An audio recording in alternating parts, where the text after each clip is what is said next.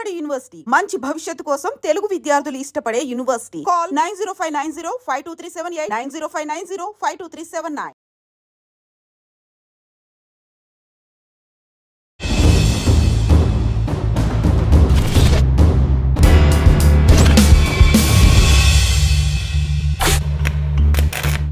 ఈ వారం మన గెస్ట్ ఇద్దరు దంపతులు. ఒకరు రాజారాం అలియాస్ బోయి నరేంద్రబాబు, తన సహచరిణి నిర్మలక్క alias Padmakka.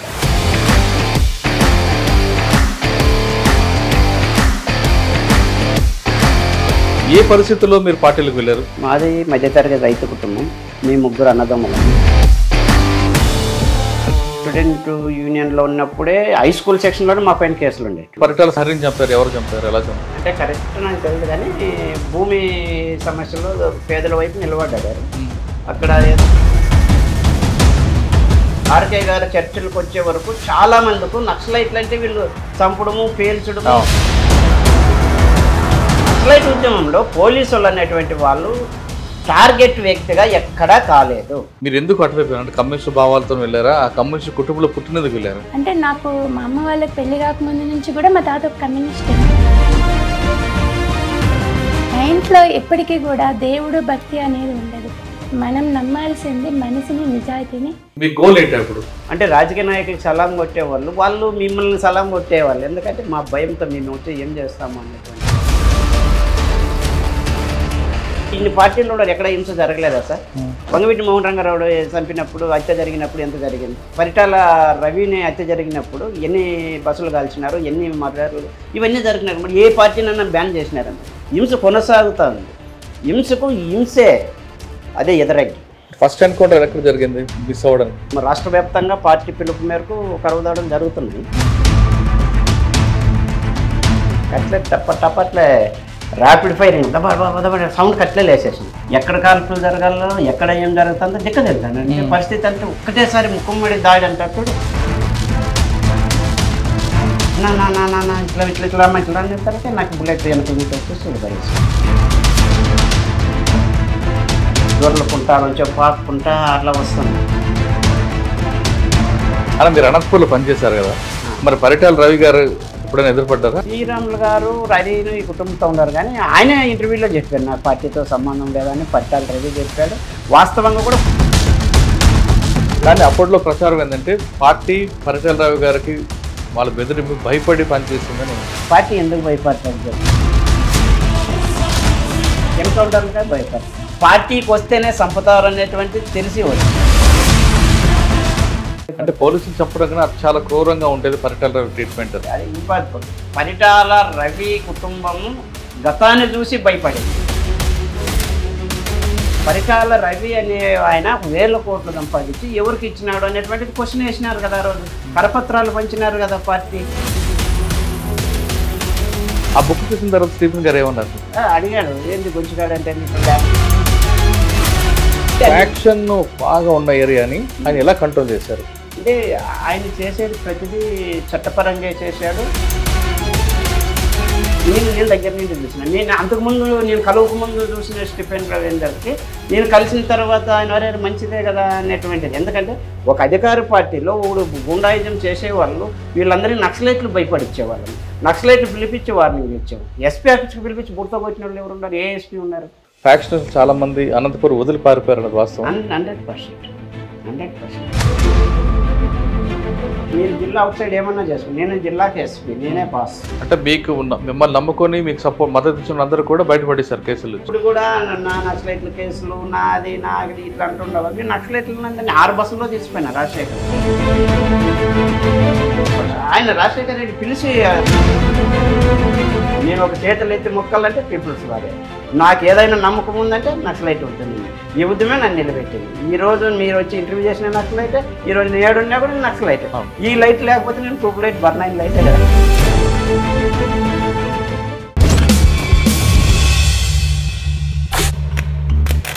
Welcome to I dream. గతంలో గ్రామాల్లో ఉన్న పరిస్థితుల ప్రభావంతోనో లేదా భావజాల ప్రభావంతోనో కొంతమంది యువకులు అడుగుబాటు పెట్టారు. అడుగులో వెళ్ళి అక్కడ పేద ప్రజల అభివృద్ధి కోసం నిరంతరం కృషి చేసేవారు. వాళ్ళు చేసే పని వల్ల ప్రభుత్వాల కిందకు వచ్చి పేద ప్రజలకి మౌలిక సదుపాయాలు కల్పించాయి అనే విషయంలో ఎలాంటి సందేశం లేదు. ఆ విధంగా వాళ్ళు కృషి చేయబట్టే ప్రభుత్వాల కిందకు దిగాయి. ఆ విధంగా అడవిలో ఉన్న వాళ్ళు కొంతకాలం తర్వాత వ్యక్తిగత కారణాలతోనూ లేదా పార్టీల విభేదాలతోనూ లేదా మరో ఇతర సమస్యలతోనూ జనజీవన స్రవంతులు కలిశారు. ఆ విధంగా కలిసిన వారిని పరిచయం చేసే ఈ కార్యక్రమంలో ఈ వారం మన గెస్టు ఇద్దరు దంపతులు. ఒకరు రాజారాం అలియాస్ బోయి నరేంద్రబాబు, మరొకరు తన సహచరిణి నిర్మలక్క అలియాస్ పద్మక్క. రాజారాం అన్నైతే దాదాపు ఒక 92 నుంచి 2005 వరకు అక్కడే ఉన్నారు. అక్క కూడా 5 సంవత్సరాలు పనిచేశారు. ఎటువంటి పరిస్థితుల్లో వాళ్ళ ప్రభావం అందులోకి వెళ్ళారనే విషయం వాళ్ళని తెలుసుకున్నాం. అయితే ఇందులో రాజారాం అన్న బుక్స్ చదివి 6వ క్లాస్ నుంచే బుక్స్ చదివి అటువైపు వెళితే అక్క వాళ్ళ కుటుంబంలో నుంచి చూసి పెరిగి అటువైపు వెళ్ళారు. వీళ్ళిద్దరూ వీరు వేరే వేరే కారణాలతో పార్టీలకు వెళ్ళినా పార్టీ మాత్రం ఇద్దరిని కలిపి ఒక దంపతులు చేసింది. వాళ్ళు పార్టీలకు వెళ్ళిన తర్వాత పేద ప్రజల కోసం ఏం చేశారు, ఎందుకు బయటకు వచ్చారు. సాధారణంగా బయటకు వచ్చిన మాజీ నక్సలు అందరూ కూడా దందాలు చేస్తుంటే వీళ్ళు మాత్రం ఆ కోవను ఎంచుకోకుండా మాజీలందరికీ ఒక సంఘంగా ఏర్పాటు చేసి ధరణి అనే ఒక సంస్థను ఏర్పాటు చేశారు. మాజీలందరికీ భూములు ఇప్పించడంతో పాటు వాళ్ళకి ఆర్థికంగా అన్ని ఆదుకోవడానికి ఒక ధరణి సంఘం పెట్టి వాళ్ళకి ఇప్పటికీ కృషి చేస్తున్నారు. అందరూ కాదు, కొంతమంది దందాలు చేయకుండా ఈయన ఈ కోవ ఎందుకు ఎంచుకున్నారు, అసలు ఎందుకు అటువైపు వెళ్ళారు విషయాన్ని వాళ్ళిద్దరిని తెలుసుకున్నారు. అన్న నమస్తే, అక్క నమస్తే. రాజారాం అన్న నమస్తే. అనగానే మీ గురించి గతంలో ఈ అనంతపురంలో పనిచేసిన ఒక ఆఫీసర్ బాగా చెప్పారు. ఇక్కడ పనిచేసి వెళ్ళిపోయిన ఎస్పీ గారు, అంటే మీకు ఇప్పుడు రివీల్ చేస్తున్నా, పేరు చెప్పకూడదు నేను. సాధారణంగా అన్నలు అనగానే అందరూ తుపాకులు పట్టుకొని తిరుగుతారు, ఏదో చేస్తారు, సెటిల్మెంట్ చేస్తారు అనుకుంటారు. కానీ రాజారాం అని మా దగ్గర అనంతపూర్లో ఒక ఆయన ఉన్నారు. ఆయన ఎప్పుడైనా కలవండి. ఆయన అసలు రాయలసీమలో పార్టీ ఎందుకు పెట్టింది, పార్టీ ఇక్కడ ప్రారంభం అవడానికి, పార్టీ నిష్కరణకి కారణం ఆయన చెప్తారని ఒక 20 సంవత్సరాల క్రితం మీ గురించి చెప్పారు. కానీ తర్వాత మీకు నాకు కుదరపోవడం, ఈ సందర్భంలో మా అక్క సుశీలక్క ద్వారా వాళ్ళు మీరు కలిశారు. ఎస్పీ గారు అంటే నాకు తెలిసి మీరు పేరు చెప్పలేదేమో, నేను చెప్పమంటే చెప్తా. నేను చెప్తా తర్వాత. అయితే అటువంటి పరిస్థితి, అంటే పోలీస్ ఆఫీసర్ కూడా మిమ్మల్ని మెచ్చుకున్నారంటే మీరు నమ్ముకున్న సిద్ధాంతం ఎక్కడ దారి తప్పకుండా ప్రజల కోసం వెళ్ళారు కాబట్టి పోలీసులు కూడా మిమ్మల్ని లైక్ చేశారు. సాధారణంగా పోలీసులు నక్సల్స్ కంటే పడదు, కానీ మిమ్మల్ని మాత్రం ఆ కోవలో చూడలేదు.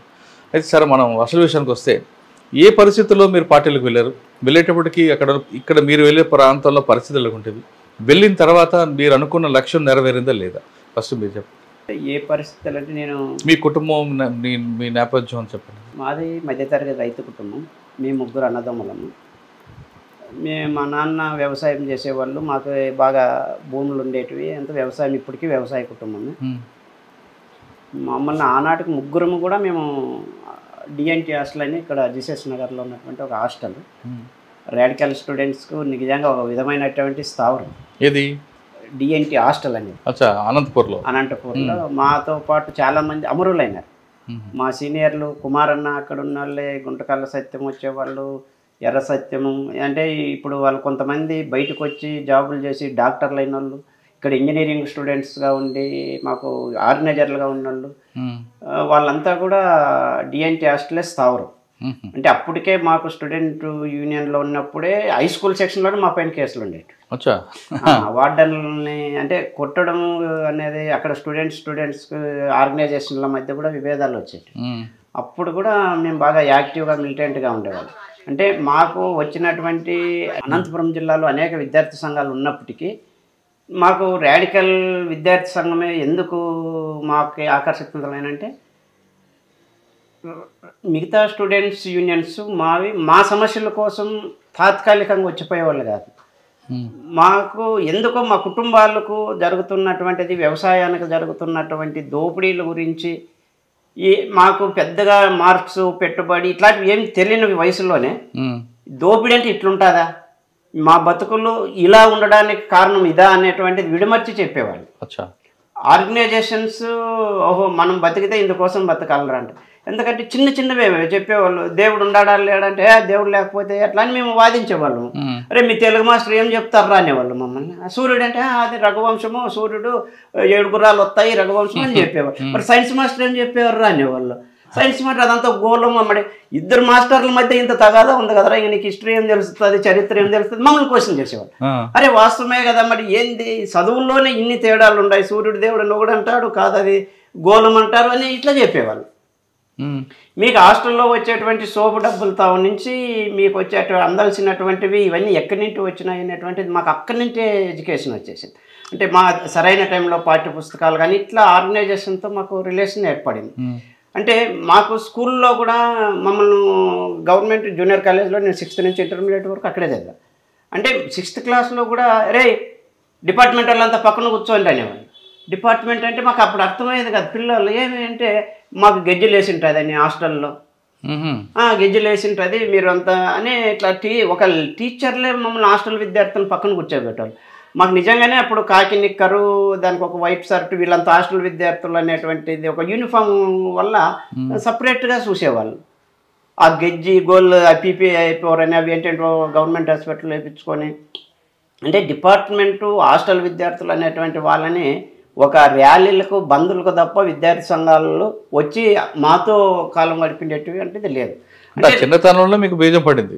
అంటే ఆర్గనైజేషన్స్ అనేటువంటి వాళ్ళు నాకు తెలిసినంత వరకు రాడికల్స్లో పడినటువంటి ఆర్గనైజర్ కుటుంబంతో తెంచుకొని వచ్చేవాడు. కుటుంబంతో సంబంధం లేకోకుండా ప్రజల కోసము నిరంతరము మేము పెట్టింది తిని మాకు ఎడ్యుకేషన్ చేసేవాళ్ళు. అది మాకు బాగా నచ్చేసింది, ఆకర్షించడం. ఎందుకంటే వాళ్ళు నిజంగా వాళ్ళ పేర్లు కాదు, మేము అడుక్కున్నాము నీ పేరు ఏం పేరు, నా పేరు యాకూబ్ అనేవాడు. వాళ్ళు యాకూబ్ ఎట్లా ఏది అంటే వాళ్ళ సొంత పేరు కాదు, ఏదో ఇంతకుముందు అమరుండు పేరు. ఇట్లా వాళ్ళ పేర్లు కానీ వాళ్ళ కుటుంబం కానీ బ్యాక్గ్రౌండ్ ఏది చెప్పుకోకుండా మన కోసం పనిచేసే వాళ్ళు ఇట్లుండారా అనేవాళ్ళు. అప్పుడు మాకు ఆ బీజాలు రాడికల్స్ పట్ల బాగా ఆకర్షితులైంది. అయితే పూర్తి కాలం వల్ల అట్లా ఇట్లా అనేటువంటిది ఆలోచన లేదు, కానీ రాడికల్స్ కోసం ఏమన్నా చేసేవాళ్ళు. అట్లా మేము చదువు 35 మార్కుల కోసం చదువు తప్ప నేను ఎప్పుడన్నా లెక్చరర్ కావాలా, కానిస్టేబుల్ కావాలా, ఉద్యోగం మా ఊళ్ళో టీచర్ చేస్తాడు, టీచర్ అని అవుతాడు అనుకుంటా. మాకు 35 మార్కులు వస్తే నెక్స్ట్ క్లాస్కి పోతాను మేము అనుకుంటాం. 35 మార్కులు పాస్ అయితే చాలు. 10th క్లాస్ ఫెయిల్ అయిన చాలా బాధపడ్డాము. అనంతపురంతో 10th క్లాస్ ఫెయిల్ అయినామనేది లింక్ కట్ అయిపోయింది, రాడికల్తో లింక్ కట్ అయిపోయింది. అప్పుడు ఏం చేయాలా, 85లో 10th ఫెయిల్ అయినా ఏం చేయాలా, రాడికల్స్ మా ఏరియాలో తక్కువ. అప్పుడు అక్కడ ఉన్నటువంటి సిపిఐ మాకు రమణ అన్న, బంగి ఎర్స్వామన్న అని అక్కడ సిపిఐలు ఉండేవాళ్ళు. బన్వర్లాల్ సార్ అని ఇక్కడ జాయింట్ కలెక్టర్గా వచ్చాడు, ఐఏఎస్ ఆఫీసర్. అప్పుడు మాకు బినాం భూములు అంటే ఏమో తెలియవరే. అప్పుడు బినాం భూముల గురించి తెలుసుకొని అప్పుడు అక్కడ ఉన్నటువంటి భూస్వాముల దగ్గర ఉన్న భూములు 10th క్లాస్ ఫెయిల్ అయ్యి ఓ 4-5 కలిసి సంఘం పెట్టి 375 ఎకరాలు ఇప్పుడు తోటలు చేసుకుంటారు అంతా ఎస్సీ ఎస్టీ బీసీలు. అంటే అప్పుడు బన్వర్లాల్ గారు మీకు జాయింట్ కలెక్టర్ గారా? Joint collector. మీరు ఇంత చేస్తే నిర్బంధం లేదా అప్పుడు? అప్పుడు నుంచి సిపిఐ లేకపోయినాం. కౌరు సంఘాలు పోలీసుల వైపు నిర్బంధం లేదా? లేదు. అంటే మాకు నిర్బంధం అంటే పరిటాల హరిని ఎన్కౌంటర్ చేసినప్పుడు 82-83 ఆ మధ్యలో మేము హై స్కూల్ హాస్టల్లో ఉన్నప్పుడు అప్పుడు చేసినారు. కానీ మేము రాడికల్ విద్యార్థి సంఘాలన్నీ మేము ఓపెన్గా పోయినాం. ఏఆర్ఎస్ఎఫ్ మీటింగ్లకు 85లో ఏఆర్ఎస్ఎఫ్ మీటింగ్ ఆవిర్భావోత్సవానికి వెళ్ళినాం. మళ్ళీ ఇక్కడ ఆర్ఎస్ మహాసభలు జరిపినాం. అప్పుడు గద్దర్ గారు వచ్చినప్పుడు అన్ని కార్యక్రమాల్లోనూ, ధర్మారంలో ఆర్ఎస్ మహాసభలు జరిగినప్పుడు అన్నిట్లోనూ జరిగినాయి. అంటే దళాల దగ్గర యూజీ కామ్రేడ్స్తో కూడా మేము ఆర్ఎస్ కార్యక్రమాలు చేసినాము. మళ్ళీ ఇక్కడ లీగల్గా కూడా చేసాం. అన్న అదే సమయంలో పరిటాల శ్రీరాములు గారు కూడా ఉన్నారు కదా, ఆయన దళం చనిపోయాడు మీరు వచ్చేసరికి. కానీ పరిటాల హరి మాత్రం ఉన్నారు. హరి వచ్చేవాడు, హాస్టల్కి వచ్చేవాడు. రాడికల్ విద్యార్థి సంఘం అంటే ఇక్కడ సాయినగర్లో కాలేజ్ హాస్టల్ అని ఉన్నింది. అక్కడికి ఉన్నటువంటి వాళ్ళు యూజువల్లో. ఎందుకని హరిని చంపారు? ఎవరు చంపారు? ఎలా చంపారు? చరిత్ర ఒకసారి చెప్పండి. అంటే కరెక్ట్ నాకు తెలియదు, కానీ భూమి సమస్యలో పేదల వైపు నిలబడ్డాడు హరి. అక్కడ ఏదో ఎన్కౌంటర్ జరిపినాడు, అక్కడ పోలీసు వాళ్ళతో చేయించినారు అక్కడ అనేటువంటిది ఒకటి ఉంది. పూర్తి వివరాలు చిన్న వయసు కదా, మరి కూడా అంత పెద్దగా దాని గురించి ఏమి తెలియదు. అంటే మీకు 6వ క్లాస్ నుంచే మీకు మైండ్లో బీజం పడింది, అది 10వ క్లాస్ వరకు కొనసాగింది. 10 తర్వాత దళంతో ఇప్పుడు మీకు సంబంధాలు ఏర్పడ్డాయి. అంటే 10 అక్కడ భూములు పంచుతున్న రాడికల్ నాయకత్వం కింద ఇక్కడ ఆర్గనైజర్లు అంతా మా సీనియర్లు జూనియర్లు ఇక్కడ ఉన్నారు. నేను 10th ఫెయిల్ అయిన తర్వాత అక్కడ అయిపోయిన నుంచి మళ్ళా మా వాళ్ళు ఎట్లన్నా చదివేయాలని యుద్ధం చేసి 4 ఏళ్ళకో 5 ఏళ్ళకో దాన్ని 10th కంప్లీట్ చేసుకొని మళ్ళీ ఇక్కడ ఆర్ఎస్లో కాలేజ్ చేరడం ఆర్ఎస్యూ కోసమే. మేము చదివి కన్నా 35 మార్కులు కాపీరేట్ మసగా కొట్టినాము. ఏదో ఒకటి క్లాస్ టు క్లాస్ మారాలా అంతే. అందులో నాకు అటాచ్మెంట్ మా అత్తతో బాగుండేది. నాకు పిల్లప్పుడే మా అమ్మ చనిపోయింది. నన్ను పెంచుకున్న తల్లి నేను కనపల్లి గదిలో రాసిన ఆమె గురించి మా అమ్మ చనిపోయిన తర్వాత మా అత్తే నన్ను పెంచి పెద్ద చేసి పిల్లలని మా అమ్మాయి కన్నా ఎక్కువ అండి. ఆమెని అటాచ్మెంట్ ద్వారా కొద్దిగా యూజీకి పోలేకపోయా. ఇక్కడ మా జిల్లా మీకు రాడికల్స్ సంబంధాలు కొనసాగుతున్నా దళంతో ఎప్పుడు మీకు పరిచయం ఏర్పడింది? దళాలు ముందు నుంచి ఉన్నాయి పరిచయం. నేను పూర్తిగా దళాలు లేకపోవాలన్నా కూడా తీసుకోలే. ఇక్కడ స్టూడెంట్ ఆర్గనైజేషన్ ఉన్నింది. 92లో ఏమైందప్ప అంటే 92లో సంక్షోభం వచ్చింది రాష్ట్ర వ్యాప్తంగా. పార్టీలో అనంతపురం జిల్లానే పశ్చిమ బెంగాల్లో గ్రూపులు విప్లవం కోసం పుట్టినాయి, ఇక్కడ దందాల కోసం గ్రూపులు పుట్టినాయి. అనంతపురం జిల్లాలో రోజుకొకటి పుట్టుగొడుగుల్లా పుట్టినాయి. ఆర్ఓసి అని, కోడిపుంజ్ అని, చిన్న సుదర్శన్ ఒకటని, రెడ్ స్టార్ అని రకరకాల పేర్లతో వచ్చిన. ఎవరు నక్సలైట్లు, ఎవరు సిద్ధాంతాలు అంటే ఏం లేదు. కానీ అప్పట్లో పట్టాల గోవర్ధన్ రెడ్డి కూడా ఒక ఆర్గనైజేషన్ పెట్టారు కదా. ఎవరు? పట్టాల గోవర్ధన్ రెడ్డి. ఎవరు వాళ్ళ పేర్లే తెలియదు. వాళ్ళది దందా జరగాలంటే నక్సలైట్. ఓకే. కొంతమంది ఇట్లా రగ్గ కప్పుకొని పొగ్గొట్టాలు పెట్టుకొని, పొగ్గొట్టమంటే ఇట్లా పైపు ఉంటుంది, ఆ పట్టుకుని అన్నలు వచ్చినారు అని చందాలు వసూలు చేసిన వాళ్ళు ఉన్నారు. మేము అట్లా ఒకవైపు ఏమో ఐడియాలతో కొంతమంది ఉంటారు, భావజాల ప్రభావంతో, కొంతమంది ఆ ముసుగులో దందాలు. అంటే నక్సలైట్లు ఇప్పుడు చర్చిలకు వచ్చే వరకు, ఆర్కే గారు చర్చిలకు వచ్చే వరకు చాలా మందికి నక్సలైట్లు అంటే వీళ్ళు చంపడము, పేల్చడము అనేటువంటి ఒక దుష్ప్రచారం జరిగింది. అంటే మీడియా కావచ్చు, సారీ మీరేమనుకోవద్దండి, బయట ఉన్నటువంటి ఈ భావజాలన్నీ కూడా నక్సలైట్లు అంటే వీళ్ళు ఏదో దొంగతనాలు చేస్తారు, మర్డర్లు చేస్తారు. విప్లవం నీకు టీవీ టవర్ వెళ్తే వస్తుందేమయ్యా, మైక్రో స్టేషన్ వెళ్తే వస్తుంది, ఇంతమంది పోలీసు వాళ్ళు మీకోసం పనిచేసే వాళ్ళు ఉంటే పోలీసు వాళ్ళని చంపుతారా అనేవాళ్ళు. అరే పోలీసు వాళ్ళని ఎందుకు చంపుతారు నక్సలైట్లు? ఇప్పుడు నేనున్నాను, నేను నక్సలైట్, నేను బజార్ అంటే నాకు స్టిక్కర్ ఉంది నక్సలైట్ అని, మరి పోలీసు వాళ్ళకి టోపీ ఉంటుంది, బెల్ట్ ఉంటుంది, మరి పోలీసు వాళ్ళని టపటపటపని వేయడం కాల్చినారన్నా? నక్సలైట్ ఉద్యమంలో పోలీసు వాళ్ళు అనేటువంటి వాళ్ళు టార్గెట్ వ్యక్తిగా ఎక్కడా కాలేదు. ఉద్యమ ప్రభావంలో ఒక పర్సనల్గా పోలీసు వచ్చి ఆ ఉద్యమాన్ని అనచాలన్నా ఆయన రివార్డు కోసమో, అవార్డు కోసమో అక్కడ ఉన్నటువంటి గ్రామాల్లో కానీ మిలిటెంట్ల పైన అరాచ్మెంట్ పెరిగినప్పుడు ఈ ఉద్యమానికి అడ్డంకి వచ్చిన అడ్డు తొలగించారు తప్ప ఎవరిని చంపలే. టార్గెట్ ఎక్కడ అంటే పోలీసులు చంపడం వెనక ఉద్దేశం కూడా ఆయుధాల కోసం తప్ప వాళ్ళ మీద వ్యక్తిగత ఆయుధాల కోసం కూడా కట్టేసి, ఇప్పుడు మనం దానికి డిండి కానీ మన చాలా దగ్గర జరిగినాయి. ఎందుకు మనకు ఈ ఒరిస్సాలో కోరాపుట్ సంఘటన ఉంది. కోరాపుట్ సంఘటనలో ఎవరిని చంపినాము? ఎవరు చంపలేదు, కాల్పుల్లో చనిపోయారు. కాల్పులు చేసినారు కానీ ఎక్కడ చెప్పేది జంపన్న అదే కదా చేసిన కల్లెమెల్ల బల్లెమెల్ల అక్కడ అటాక్ రైడ్ చేసినప్పుడు జరిగినటువంటి తప్ప అది డైరెక్ట్ వారు తప్ప టార్గెట్గా పోలీసులు చంపింది అయితే నాకు తెలిసినంత వరకు. టార్గెట్ అయి ఉద్య ప్రభావంతో అయినటువంటి వాళ్ళు నీకు తెలిసినట్టే పరదేశ్ నాయుడు, ఉమేష్ ఇటువంటి వాళ్ళని వీళ్ళ వల్ల వీళ్ళు ఒక టార్గెట్గా యాంటీ కమ్యూనిజం అనేటువంటి దాన్ని ఒక బుక్కులు రాసి దీన్ని ఒక గ్రౌండ్స్ అని ఏర్పాటు చేసి ఉద్యమానికి పూర్తిగా ఉన్నటువంటి ఆ విధంగా అనుకుంటే వ్యాస్ గారు కానీ, ఉమేష్ చందర్ కానీ, పరదేశ్ నాయుడు అందరూ కూడా టార్గెట్ అయ్యారు కదా. నేను అనేది అటువంటి వాళ్ళు పోలీస్ అనేవాళ్ళు టార్గెట్ అయినటువంటి వాళ్ళని చేసింటారు. ఇప్పుడు నాకు పోలీసులకి ఏం లేదు, పార్టీకి అంటే ప్రజా ఉద్యమానికి ఆ యుద్ధంలో ఒకవైపు వాళ్ళు ఒకవైపు వీళ్ళు ఉన్నప్పుడు యుద్ధంలో ఎవరు ముందు చేయితే వాళ్ళది అది కామన్. ఓకే. అంతవరకు వెళ్ళక ముందు మీరు పార్టీకి ఎప్పుడు పూర్తి స్థాయిలో పనిచేయడం ప్రారంభించారు? 92. అంటే పార్టీ అప్పటి వరకు స్టూడెంట్ ఆర్గనైజేషన్ ఉండబంది మీకు? మామూలుగా లీగల్గా ఉన్నాయి, ఇంటితో సంబంధాలు ఉన్నాయి, ఇంటి నుంచి చేసుకుని ఉండా. 92 నుంచి ఇంకా నువ్వు పూర్తి రావాల్సిందే అనేటువంటి పార్టీ. నువ్వు ఎన్నాళ్ళని ఇట్లుంటావు, నువ్వు ఫ్యామిలీతో తెంచుకోవాలి నువ్వు అనేటువంటిది. అంటే అప్పటికి నిజంగా అయితే అనంతపురం జిల్లాలో సంక్షోభం తీవ్రమైంది. కొండపల్లి సీతారామయ్య లాంటి పెద్ద తల పోతే ఇంకేడుంటారు అనేటువంటిది మాకు ఇక్కడ ఎక్కడా లేదంటే గణపతి వర్గం అని పెట్టేసినట్టు పేరు. సిపిఎంఎల్ పీపుల్స్ వార్ పార్టీ అనేది గణపతి వర్గం అని 92లో పెట్టారు. అప్పుడు పుల్లంజన్న వచ్చాడు మా జిల్లాకు. పుల్లంజన్న రాష్ట్ర సెక్రటరీగా ఉన్నాయి, ఆయన వచ్చినాడు. నేను అప్పుడప్పుడే ఆయన రావడం నా అదృష్టం. పుల్లంజన్న చూద్దాం అనుకోవాలి. ఆయన క్యాప్ కూడా నేను కొన్నేళ్ళు దళంలో నా బ్యాగ్లో పెట్టుకున్నా. అంటే పుల్లంజన్న అంటే ఆ ఊపు వచ్చేది మాకు. ఆయన వచ్చినాడు, ఇది ఆయనకు ఇట్లా తలకాయ వరకొని ఇది అయ్యలేదు ఇదంతా అనేసి. ఇకంటే కొమ్ములు తిరిగినటువంటి యోధులు ఉన్నారు ఇటువంటి అనంతపురం జిల్లాలో. అంటే బండాయి మాస్టర్ కావచ్చు, ఇట్లా వాళ్ళంతా ఆర్కేను వీళ్ళంతా కూడా రాజకీయాల ఉదాహరణలు. వీళ్ళు రిపోర్ట్లు పైకి పోలే, వీళ్ళు చేసేటువంటి లొసుగులు ఇవన్నీ బయటపడితే ఇబ్బంది అవుతుంది అనేటువంటి దాని నుంచి చాలా ఇబ్బంది పడినారు. అప్పుడు ఎవరు నిలవన్నారు? అప్పుడు డీసీ జిల్లా కమిటీ ఉండేది సత్యం కుమార్ అన్నను సత్యం ఇద్దరే. రామచంద్రప్ప అన్నాడు, ఇంకంతా ఆర్గనైజర్లు నాగరాజ్ అంట, శేఖర్ అంట ఇట్లా ఉన్నారు. మిగతా వాళ్ళు ఎట్టి ముత్యాలప్ప అక్కడ పోయినాడు, ఇంకంతా అట్లా పోయినాడు. తెలంగాణ ఆనంద్ ఇటువైపు ఉన్నాడు. మేము స్టూడెంట్ ఆర్గనైజేషన్లో మేము నిలబడినాము.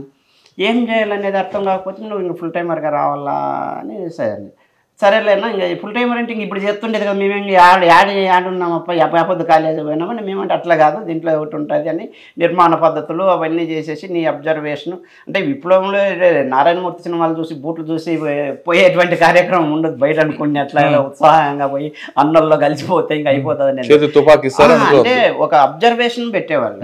నిజంగా మన నైతికమైనటువంటి విలువలు కావచ్చు, నీ బ్యాక్గ్రౌండ్ కావచ్చు, నీ ప్రాక్టీస్ మొత్తం సర్వే ఉండేది వాళ్ళు. అది కింద నుంచి ఒక శిల్లలో పెట్టి ఒక సంఘం నుంచి అక్కడి నుంచి మళ్ళీ పైన చర్చించి డీసీలో చర్చించి నీకు అంటే పిఆర్ అంటే పూర్తి విప్లవకారుడిగా ఇచ్చేటువంటి రోజులు అవి రూల్స్. అది అప్పట్లో మనం అన్ని పాస్ అయినాము, రాకోకుండా ఉండవు ఏంది నీ పరిస్థితి అనేటువంటిది అన్నారు. అంటే 92లో మీరు పార్టీకి పూర్తిగా అంటే 92లో అదే చెప్పారు కదా, అప్పుడు మా తుపాకులు డంపులు ఇవన్నీ పరిటాల రవి వాళ్ళు వీళ్ళు ఆర్ఓసీలో వాళ్ళు వీళ్ళంతా తీసుకుపోతున్నారు. మా ఊరికి వచ్చింది దళం, మా ఊరికి దళమే వచ్చేది కాదు. వచ్చేసి ఇట్లా నరేంద్ర ఉన్నాడంటే నన్ను అప్పుడు ఇంకా రామచంద్రప్పన్న వాళ్ళంతా లోపలే ఉన్నారు. ఊరు బయట వచ్చి పడుకొని ఇంక ఎట్లా మనదంతా పరిస్థితి ఇది ఉంది ఇట్లా అంటే అప్పటికే ఆనంద్ అని ఇక్కడ తిరిగేవాడు, మాతో పాటు ఉండేవాడు. నా రూమ్లో స్టూడెంట్ ఆర్గనైజర్ అక్కడ తెలంగాణ ఇంటి ఇంక రా బాగా ఎన్నాళ్ళు ఉంటాడు. మా కుటుంబంతో ఆయనకు బాగా అమ్మ మేము సన్నోని వేసిపోతాం అది ఇది అని చెప్పేసినారు. అట్లా వెంకటాపురం కల్లా అట్లా వెళ్ళిపోతే ఆడ నరసింహకోట దగ్గర ఆ రోజు మేము దళం ఉంటే గుట్టకు అగ్గి పెట్టినారు. వీళ్ళంతా వచ్చేసి అంటే అప్పుడు డంపుల్లోనూ ఆడంతా ఈ సంక్షోభం మీటింగ్ అయిపోతేనే పార్టీ చీలిపోయింది, అంత కొండపల్లి సీతారామయ్య మన వైపే ఉన్నాడు, ఇంగాడుంది పార్టీ అది ఇదని. ఓరే నేమనంటే గుట్టకు అగ్గిచ్చి సంపల్లని రాళ్ళు కొడివన్లు అన్నీ వేసుకొని వచ్చి గుట్టకు అగ్గి పెట్టేశారు. ఈరోజు మా ధరణి సభ్యుడు ఉండి హరి అని ఇప్పుడు వచ్చింది ఇంకొక ఆయనకి గాయాలు తగిలినాయి. నేను ఆ రోజే టౌన్కి వచ్చేసి పోయేతలకే ఇట్లా హరిని ఇట్లా వేసినారని అక్కడ గంగంపల్లి అని ఉంటుంది, ఆడొచ్చి నన్ను బస్సులో దింపుకున్నారు. సంగమంలో వచ్చి నువ్వు పోవద్దు ఆడ ఇట్లా గలాట జరుగుతుంది అగ్గి పెట్టి ఎట్లా చేసినారు, ఆయన వేసుకొచ్చినట్టు ఆయన వేసుకొచ్చి హాస్పిటల్లో పెట్టేసి చూపించు. 92లో మీరు వెళ్ళారు పార్టీకి. మీరు కాస్త అక్క మీరు చెప్పండి. అన్న ఏమో 6వ క్లాస్ నుంచి రాడికల్స్ మూవ్మెంట్లోకి వెళ్ళారు. మీరు చదువుకోకపోయినా ఏమి పరిచయం కొంచెం చెప్తా అసలు పార్టీకి ఎలా పరిచయం అయ్యారు మీరు, మీ కుటుంబం, మీరు ఎందుకు అటువైపు అంటే కమ్యూనిస్ట్ భావాలతో వెళ్ళారా, ఆ కమ్యూనిస్ట్ కుటుంబంలో పుట్టినందుకు వెళ్ళారా? మా అమ్మ వాళ్ళది బళ్ళారి, మా తాత వాళ్ళది తాడిపత్రి పస్లూరు కొట్టాలపల్లి అనమాట, తాడిపత్రి దగ్గర. మా తాత అక్కడ వాళ్ళ రెడ్డి అయినా కూడా తను కమ్యూనిస్ట్ లాగానే పనిచేస్తున్నాడు మొత్తం అందరితో. అక్కడ భూస్వాములందరికీ జరిగే వ్యతిరేకత అంతా తీసుకొచ్చి వాళ్ళందరితో ఫైటింగ్ చేసుకుంటేనే మా తాత అక్కడి నుంచి ఇంకా ఉండలేని పరిస్థితిలో తాడిపత్రి చేరినాడు. అంటే నాకు మా అమ్మ వాళ్ళకి పెళ్లి కాకముందు నుంచి కూడా మా తాత ఒక కమ్యూనిస్టే, ఉమ్మడి కమ్యూనిస్ట్ పార్టీ నుంచి కూడా ఉన్నాడు మా తాత. అమ్మ నాన్న. మా ఇంట్లో ఎప్పటికీ కూడా దేవుడు భక్తి అనేది ఉండదు. మనం నమ్మాల్సింది మనిషిని, నిజాయితీని, ఇట్లా ఉండాలి అని మా తాత నేర్పించినాడు. కానీ ఈ దేవుడిని నమ్మాలా అనేది ఊహే ఉండేది కాదు, మా ఇంట్లో ఒక పటం కూడా ఉండేది కాదు. అట్లా ఆ విధంగా పార్టీలో మీరు ఎప్పుడు పార్టీకి వెళ్ళారు అంటే నేను డిగ్రీకి ఇక్కడ వచ్చినాను, 97లో వచ్చినాను ఇక్కడికి, తాడిపత్రి నుంచి కేఎస్ఆర్ డిగ్రీ కాలేజ్లో చదివినా. నేను చదువుతూ ఇక్కడ మహిళా సంఘంలో పనిచేసినాను, అభ్యుదయ మహిళా సంఘం అని చెప్పేసి మహిళా సంఘంలో పనిచేస్తూ మహిళా సంఘం పత్రికల్లో పంచుతూ చందాలు, తర్వాత మహిళలకు ఏమైనా సమస్యలు వచ్చినా మా సంఘం తరపున పరిష్కరిస్తూ అట్లా. అప్పుడు సూర్యనగర్ కాలనీకి సంబంధించి కూడా మేము ఇక్కడ ఉండి అప్పుడు అది కూడా మేము డీల్ చేసినాము. పార్టీకి ఎప్పుడు వెళ్ళారు లోపలికి? అన్న 2000లోనా? అంటే పూర్తి స్థాయిలో వెళ్ళారు. ఎవరు మీకు బాధ్యులు అప్పుడు? మాకు అప్పుడు ఇక్కడ సుజాత అని ఉండేది, తను జేఎన్టీలో, తను మహిళా సంఘం తనే. తర్వాత 2000 సంవత్సరం. అన్న మీరు చెప్పండి అన్న, 92లో ఒక పార్టీకి వెళ్ళారు, ఒక గుట్ట దగ్గర ఫైరింగ్ తర్వాత మీరు అనుకున్న లక్ష్యం సాధించారు పార్టీలోకి వెళ్ళిన తర్వాత? 100% లక్ష్యం మేము ఉన్నంత వరకు కాదు. అంటే మీరు మీ గోల్ ఏంటి అప్పుడు?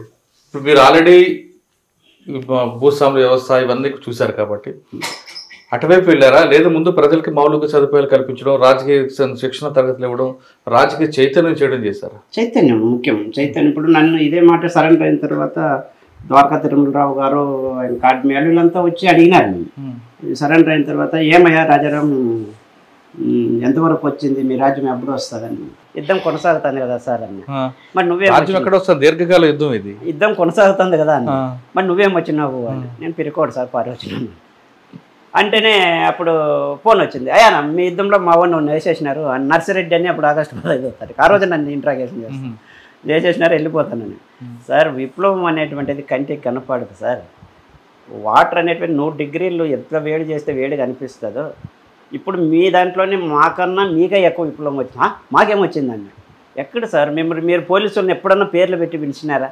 307 104 ఇట్లా పెరిగేవాళ్ళు ఇటు ఉండే నిక్కర్లు ఫ్యాంట్లు వచ్చినాయి టుపు అనే మస్కట్లు ఏకేలు వచ్చినాయి ఇంత సౌకర్యం రాజకీయ నాయకులు మా నుంచి మీకు మర్యాద ఇచ్చినారు అవును అది వాస్తవం అది మా నుంచి మీకు మర్యాద ఇచ్చినారు లేకపోతే వాడు పిలిచి రైటా వాడు డిఎస్పీని అని తెలుదు ఎస్పీని తెలుదు మీ చదువు మీ గౌరవాన్ని బజార్లో పెట్టి తిట్టేవాళ్ళు అంటే రాజకీయ నాయకులకు సలాం కొట్టేవాళ్ళు వాళ్ళు మిమ్మల్ని సలాం కొట్టేవాళ్ళు ఎందుకంటే మా భయంతో మేము వచ్చి ఏం చేస్తాము అనేటువంటి దాంతో అది తిరుగుబాటు మాది అంటే ప్రజల పక్కన మేము నిలవండి అంటే ఎట్లా వస్తుంది విప్లవం మీరు అంతా హింసావాదులు మీరు రాజకీయాలు ఎంతైనా చెప్పండి మీరు పోయి బజార్లో చెప్పండి అంటే యాడ పెట్టుకొని ఇచ్చినారు సార్ మేము పుట్టుకతో తుపాకులు పట్టుకొని పోయినాం మా రాజకీయాలను మీరు బ్యాన్ చేసినారు కదండి అంత హింస చేస్తే ఎట్లా సార్ హింస అంటే ఏం సార్ అని హింస అంటే బస్సులు కాల్చడము ఫ్యాక్టరీలు పెంచడం వాడిని చంపడం వీడిని చంపడం అంటే ఇప్పుడు ఇన్ని పార్టీల్లో ఎక్కడ హింస జరగలేదా సార్ వంగవీటి మోహన్ రంగారావు చంపినప్పుడు హత్య జరిగినప్పుడు ఎంత జరిగింది పరిటాల రవిని హత్య జరిగినప్పుడు ఎన్ని బస్సులు కాల్చినారు ఎన్ని మర్డర్లు ఇవన్నీ జరిగినారు మరి ఏ పార్టీనన్నా బ్యాన్ చేసినారా మీరు రాజకీయాన్ని మీరు బ్యాన్ చేస్తున్నారు తప్ప హింసను కాదు సార్ మీరు హింస కొనసాగుతూ ఉంది హింసకు హింసే అదే ఎదురగ్గి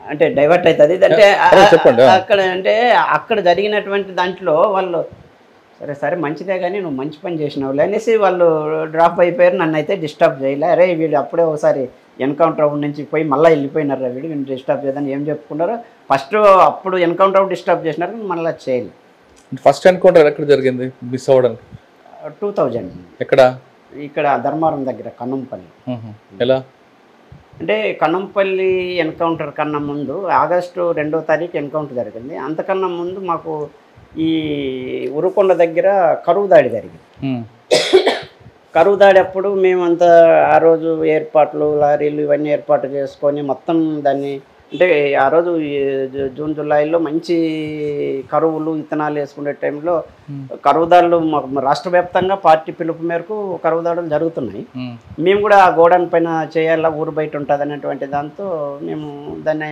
ప్లాన్ చేసుకొని పోయిన తర్వాత అది ఊహించిన పరిణామం అంత జనాలు అంత రావడము చుట్టూరు మైన్స్ పెట్టడము లేడీస్ అంత గోడౌన్లో 10-15 లారీలు ట్రాక్టర్లు తీసుకొని రావడం పోలీసు వాళ్ళు అలర్ట్ కావడము ఇదంతా జరిగింది అంటే అప్పుడు బాగా పోలీసు వాళ్ళు ఫిస్టేజ్గా తీసుకున్నాం అట్లా మేము కూడా ట్రాక్టర్లో వెళ్ళేటప్పుడు మిలిటెంట్లు అనుకున్నారు మేమంతా శాల్వాలు కప్పుకొని ట్రాక్టర్లో పోతుంటే 407లో పోలీసు వాళ్ళు వచ్చేసి ముందర నిలబెట్టినారు అన్నారు అంటే మిలిటెంట్లు అనుకుంటారు దళం అనుకోవాలి మా ట్రాక్టర్ లైట్లు కనపడితే లైట్లు పడితే వాళ్ళ తుపాకులు మాకు అనిపిస్తాను నిజంగా మేము గ్రెనేడ్ వేసింటే రోజు బ్లాస్టే మాకు మేము ఆ ట్రాక్టర్ ఇట్లా క్రాస్ అయింది వాళ్ళు ఫైరింగ్ చేస్తున్నారు మేము ఫైరింగ్ చేస్తున్నాం వాళ్ళు అటుపోయినారు ఇటుపోయినారు వాళ్ళు పిస్టేజ్గా అయిపోయి మళ్ళీ ఏరే వర్గం ఎవరినొకరినాడ ఎన్కౌంటర్ చేసేసినారు అంజాల దగ్గర అది అంతా అయింది అప్పటి నుంచి బ్రహ్మాండమైనటువంటి నిర్బంధం పెరిగింది ఎట్లా చూసినా పోలీసులు అదంతా జరుగుతూ వచ్చింది మేము అటు సైడ్ నుంచి ఇటు సైడ్ జిల్లా మీటింగ్లు రాష్ట్ర కార్యక్రమాలు వచ్చినాయి ఆ దళం నుంచి ఇట్లా వస్తూ ఉన్నాం వచ్చేటప్పుడు ఏమైందప్పంటే ఈ జూలై 28 అమరవీరుల సంస్మరణ సభలు ఒక 1 వీక్ జరుగుతాయి ఒక వారం పాటు జరుగుతాయి అట్లా మా నుంచి విడిపోయి పక్కన ఉన్నటువంటి ఆనంద్ ఎటముతెల్లప్ప గ్రూప్లో ఉన్నటువంటి వాళ్ళు ఆయన అక్కడ మా పార్టీలో ఉన్నప్పుడు అదే ఏరియాలో షెల్టర్ తీసుకునేవాడు ఎక్కడ కన్నంపల్లి దగ్గర వాళ్ళ కోసం పోలీసు వాళ్ళు తిరుగుతున్నారు కుంబింగ్లో అటాక్ చేసేకి ఏదో ప్లాన్లో ఉన్నారు మేము ఏమైనా ఇక్కడి నుంచి ఈ ఉరుకొండ ఏరియా నుంచి మధ్యలో పోతూ ఒకరోజు ఆగినాం ఆగి ట్రాక్టర్ ఏరియా వాళ్ళు తీసుకొని పోతే ట్రాక్టర్ మధ్యలో చెడిపోయింది తెల్లవారుజాము చెడిపోతే ఇంకా ఆ రోజు డేట్ టైం మా ఏరియాలో ప్లైన్ ఏరియా కదా మేము జర్నీ చేయలేక ఆగిపోయింది ఆ రోజే రాజ్ కుమార్ కూడా కిడ్నాప్ హీరప్ప చెరుకూరు రాజ్ కుమారా సినీ యాక్టర్ మన బెంగళూరులో రేడియోలో విన్నాము, మేము అక్కడే ఉన్నాం మరి అంటే గుర్తు కోసం. మళ్ళీ రోజు మేము అక్కడి నుంచి మా ఒక మహిళా కామ్రేడ్కు ఆమె ఇంటర్వ్యూ తీసుకున్నా ఉంది. ఆమె కడుపున వస్తుందంటే ఎద్దుల బండి తీసుకొని నైట్ తెల్లవారుజామున పోయినాం. అంటే బండి స్పాట్ వరకు పోదు కదా అనేటువంటి దాంతో మేము ఇంకో 2 విలేజ్లు ముందే ఇడిచేసి నడుచుకుంటూ పోయినాం. పోతే అప్పుడేమైంది, తెల్లవారుజామున అంతా ఈ పందుల కోసం కరెంట్ ఇడ్చుంటారు. వాళ్ళకి మా వేసాధారణ అంతా చూసి పోలీసు వాళ్ళన్నా తిరుగుతారా నల్లన్నా తిరుగుతారు వీళ్ళు అనేసి, అన్న జాగ్రత్తలో కరెంట్ ఇడిచినామని వాళ్ళు మాకే చెప్తుంది. అరే అట్లా కొండ అట్లా పోయే తప్పులకే ఇంకంతలేక వేరే తెల్లగా అవుతుందని తొందరగా అక్కడ మామూలుగా మేము షెల్టర్ తీసుకునేది శారదమ్మ అని ఒక గోరి ఉంటుంది, ఆ ఊరికి కొండకు ఆనుకొని అక్కడికి పోవాలని పోయినాం. ఇంకా దూరంగానే మాకు మనుషులు తారాసు పడినారు. ఇట్లా మాకు పైలట్ ఏం చెప్పినారు, పైలట్ అది ఎవరు పారాడుతున్నట్లు అంటే ఆటో పందల కావులు వచ్చింటారు లేదా ఇంటికి పోయింటారు కామ్రేడ్ అని కదిలినాం. అది పోలీసులని మాకు ఏం రాలే. ఇంకా నేను అంతకుముందు ఈ ఏరియాలో రూటు నేను రామగిరి ఏరియాలోనూ పనిచేసినాను, ఉరకొండ ఏరియాలోనూ పనిచేసినాను కాబట్టి ఆ 2 ఏరియాలోనూ బండి ఏర్పాట్లు అవి 2 రోజుల నుంచి నిద్రలేదు. పోతే నా మల్లిశెట్టికి అట్లా 303 రైఫుల్ అని చేసి పడుకున్నా. ఇంకొక మా మిలిటెంట్ నా పక్కనలోనే పడుకున్నాడు. ఇలా టీకి పెడుతున్నారు, నేను నిద్రపోయిన అట్లా టప్పట్లే ర్యాపిడ్ ఫైరింగ్ దబా సౌండ్కి అట్లే లేసేసిన. పక్కన గ్రెనేడ్లు ఉన్నాయి, తీసుకోవాలి తుపాకు ఒకటి తీసుకొని అట్లా గౌరీ పక్కకు పోయినాం. ఎక్కడ కాల్పులు జరగాలో ఎక్కడ ఏం జరుగుతుందో దిక్కలేదు. అంటే పరిస్థితి అంటే ఒక్కటేసారి ముక్కుమ్మడి దాడి అంటారు చూడి, తూటాలు వర్షం కురుస్తుంది దడ అని. ఇట్లా గోరీలకైతే ఇట్లా పడుతున్నాయి బుల్లెట్లు. ఇట్లా కవర్ తీసుకున్నామని కూడా బుల్లెట్లు దూసుకొస్తున్నాయి. నా పక్కన ఇంకొక సరోజ అనే కామ్రేడ్ ఉండే, నా ఇట్లా అనేసరికి నాకు బుల్లెట్ వెనకల నుంచి వచ్చేసి ఇటు పడేసి ఇట్లా పట్టుకుంటే ఇట్లా కోడి రక్తం మాత్రం చుమ్మేస్తుంది. అది ఎస్ఎల్ఆర్ రైపులు కాబట్టి బాగా దగ్గర నుంచి పడింది. ఇట్లా పట్టుకున్నాను. అన్నా అంటే అమ్మ నువ్వు వెళ్ళిపో అని ఊరు దగ్గరే ఉంటుంది, నువ్వు వెళ్ళిపో కామ్రేడ్ అని చెప్పేసి నేను అటు నుంచి ఇట్లా కొద్దిగా ఒక 50 అడుగుల దూరం అట్లా పోయి గుట్ట ఉంటుందని ఆ గుట్ట దగ్గర పడేసి ఇట్లా చూస్తే అప్పటికే ఇట్లా చూస్తే ఆ జొన్న చేను ఉంటుంది, ఆ చేనులో కోసినారు, గూర్లు వేసినారు. అప్పటికే 2-3 బాడీలు కనిపిస్తాను.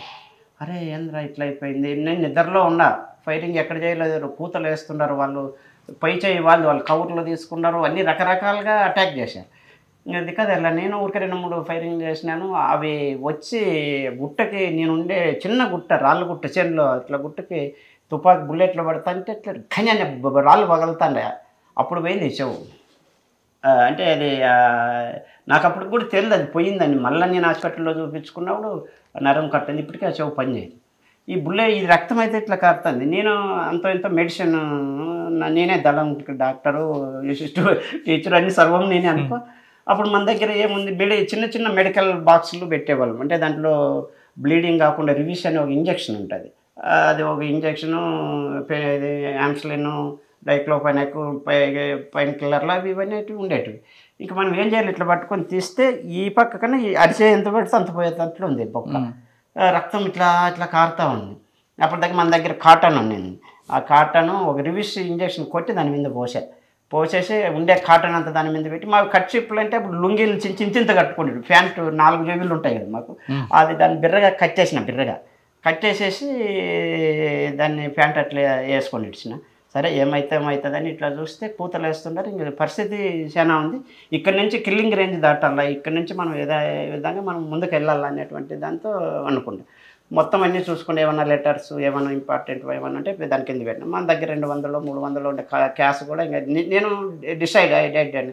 ఈ పొద్దుగానే ఇంకొద్దిసేపు అయినా కూడా నేను చంపేస్తారనేటువంటి దాంతో ఫిక్స్ అయిన ఏం కావాలో నా దగ్గర ఉండేటువంటిది ఏమీ ఆనవాళ్ళు దొరకకూడదు, వెపన్ అందియకూడదు, ఇదొక్కటే టార్గెట్, ప్రాణం అయితే పోతుంది అనేటువంటి దాంతో ఆ ఉండేటివన్నీ కూడా రాయితీ కింద పెట్టి గుట్లో బూడ్చేసినాను. ఈ శనక్కాయ వేరుశనగ వేసేటివి ఇట్లా సాలు ఉంటాయి, ఆ సాలలోకి వెపన్ పెట్టేసిన, మట్టి అంతా కప్పేసిన.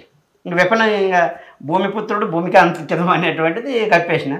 తూటాలు మాలు చేసి గుట్లకి అదొక దగ్గర ఇదొక దగ్గర సెట్లకి వేసేసేసి ఇంకా క్రావెలింగ్స్లో మెల్లిగా పోతూ ఉన్నాం. అంటే క్రావెలింగ్ దొప్పుకుంటా ఇవన్నీ అవే గాయాలు పోతుంటే ఆ పక్కన మెట్ల గుంటుకులన్నీ బాస్తూ ఉంటారు. అయ్యాలు అప్పుడే 1 గంట తర్వాత ఇట్లా కనపడొచ్చినారు. అన్నాను ఇట్లా అన్నాను. వాళ్ళు చూసినారు ఆ రక్తము అదంతా చూసి వాడిని అనేసి వాడు నా దగ్గరికి రాలే భయపడి వెళ్ళిపోయినాడు. వెళ్ళిపోతే సరే మన ఏరియా కూడా కాదు, మన సంఘాలు ఉన్నటువంటి వాళ్ళు అయితే ధైర్యంగా ఉంటారని అట్లే దొర్లుకుంటారు కొంచెం పాక్కుంటా అట్లా వస్తున్నాం. వస్తే ఈ మట్టి కట్టలు వేసి ఉంటారు. ఈ మట్టి కట్టలలో నుంచి ఇట్లా పైన నుండి కాడ తగలుతానని ఇట్లా ఇట్లా పెరిగి టక్కున పోతున్నాయి. ఆ గుంతలో ఆ పక్క కంపులు ఉన్నాయి అన్నీ. ఆ కంపులు పడిపోయినాయి. ఆ కంపులన్నీ ఇరుక్కొని ముళ్ళన్నీ ఇరిగి అవి తీసేసుకుంటా అట్లా దోక్కుంటా అట్లా వచ్చేతలకి అప్పుడే ఈమె నాన్ని చూసిన పోయిన సరోజు ఊర్లో చెప్పింది, ఇట్లా రాజారాంకి బుల్లెట్ తగిలింది అని చెప్పినారు. ఎవరు చెప్పారు?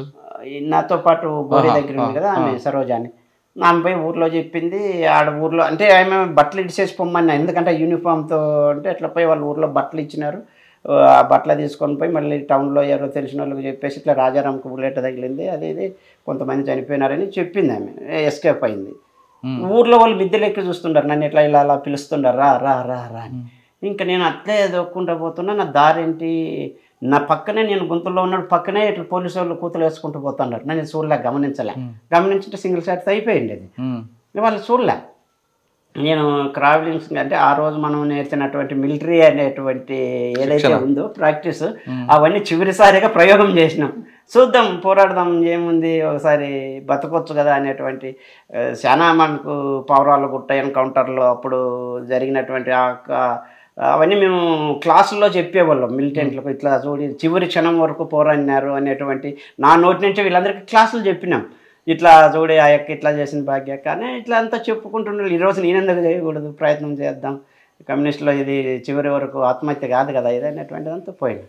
పోతే కొద్ది దూరం పోయి నుంచి దాహం వేస్తుంది. చిన్న చెట్టు ఇట్లా ఉంటుంది, ఆ చెట్టు కింద అట్లా పడాను. ఇంకా దొరలడము చేత కాలి, అప్పటికే ఎండ విపరీతంగా వచ్చేసింది. అది చిన్న పొద మాదిరి ఉంటుంది.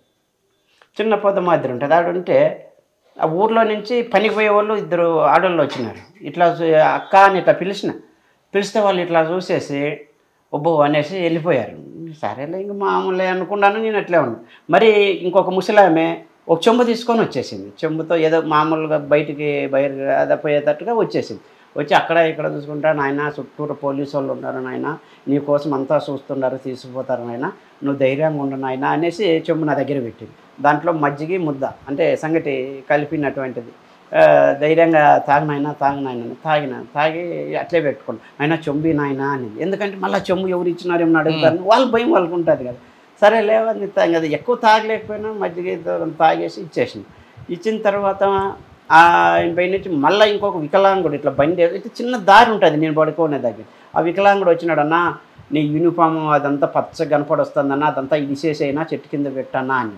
అరే మంచిదేలే నువ్వు జాగ్రత్త అన్న, 4-5 రోజు చనిపోయినారంట, చుట్టూరు పోలీసులు ఉన్నారు, ఊరు నిండా పోలీసు వాళ్ళు ఉన్నారు, మేము ఎట్లో గట్లా తీసుకుపోతామన్నా ఆయన వచ్చి నాకు చెప్పి ధైర్యంగా పోయానా నీకోసం వస్తున్నాము, నేను చెప్తాములేనా, నువ్వు ఇంకా కొంత చెట్లలో నువ్వు అన్నారు. అప్పుడు నా యూనిఫామ్ ఇచ్చేసి కింద వేసుకొని ఉత్త డ్రాయర్తో నేను ఉండా. ఆయన ఒక బాటిల్లో నీళ్ళు కూడా పెట్టిపోయినారు.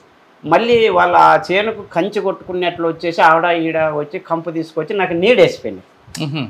నీడ ఇట్లా వేసుకుంటా నా దగ్గర ఒకరి దగ్గర వేస్తే కష్టం అని చెప్పి ఆడింత కంపు కొట్టి ఆడగట్టి అట్లంతా చేసిపోయినారు. నమస్తే నాన్న, మీరు నన్ను బతికున్నన్నాళ్ళు కాపాడుకుండే ప్రయత్నం చేస్తున్నారు అంటే నువ్వేం మాట్లాడదప్పో, మాట్లాడుతున్నట్లుంటే ఇక్కడ ఇబ్బంది అవుతుందని వాళ్ళు మనం ఏదో ఆ స్టేజ్లో రాజకీయాలు చెప్తే వింటారు. వాళ్ళు ఆతృతుంది బ్రహ్మాండంగా. మా ఆర్గనైజేషన్ విలేజ్ కాదు, అది ఒక ఫ్యాక్షన్ విలేజ్.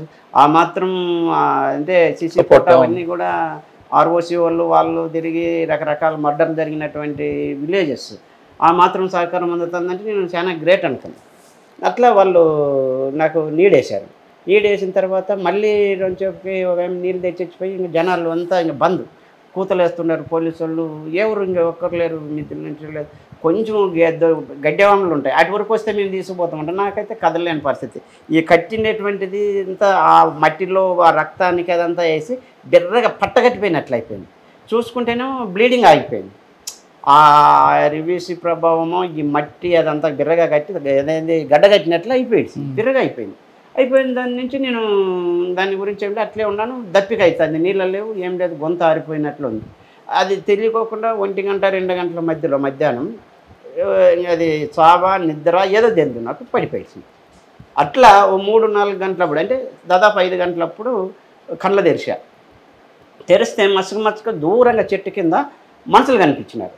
అంటే ఊర్లో వాళ్ళంతా గుమ్ముకున్నారు అనేసి నేను నాన్న ఇట్లా చెయ్యన్నా చెయ్యంటే అక్కడ ఉండేది ఎవరు పోలీసు వాళ్ళు చూసినా ఎవరు ఆడు చేయి అంటున్నారని చుట్టూ ఏకెళ్ళేసాలంతా అటాక్ చుట్టూ రౌండ్ ఆఫ్ చేసినారు.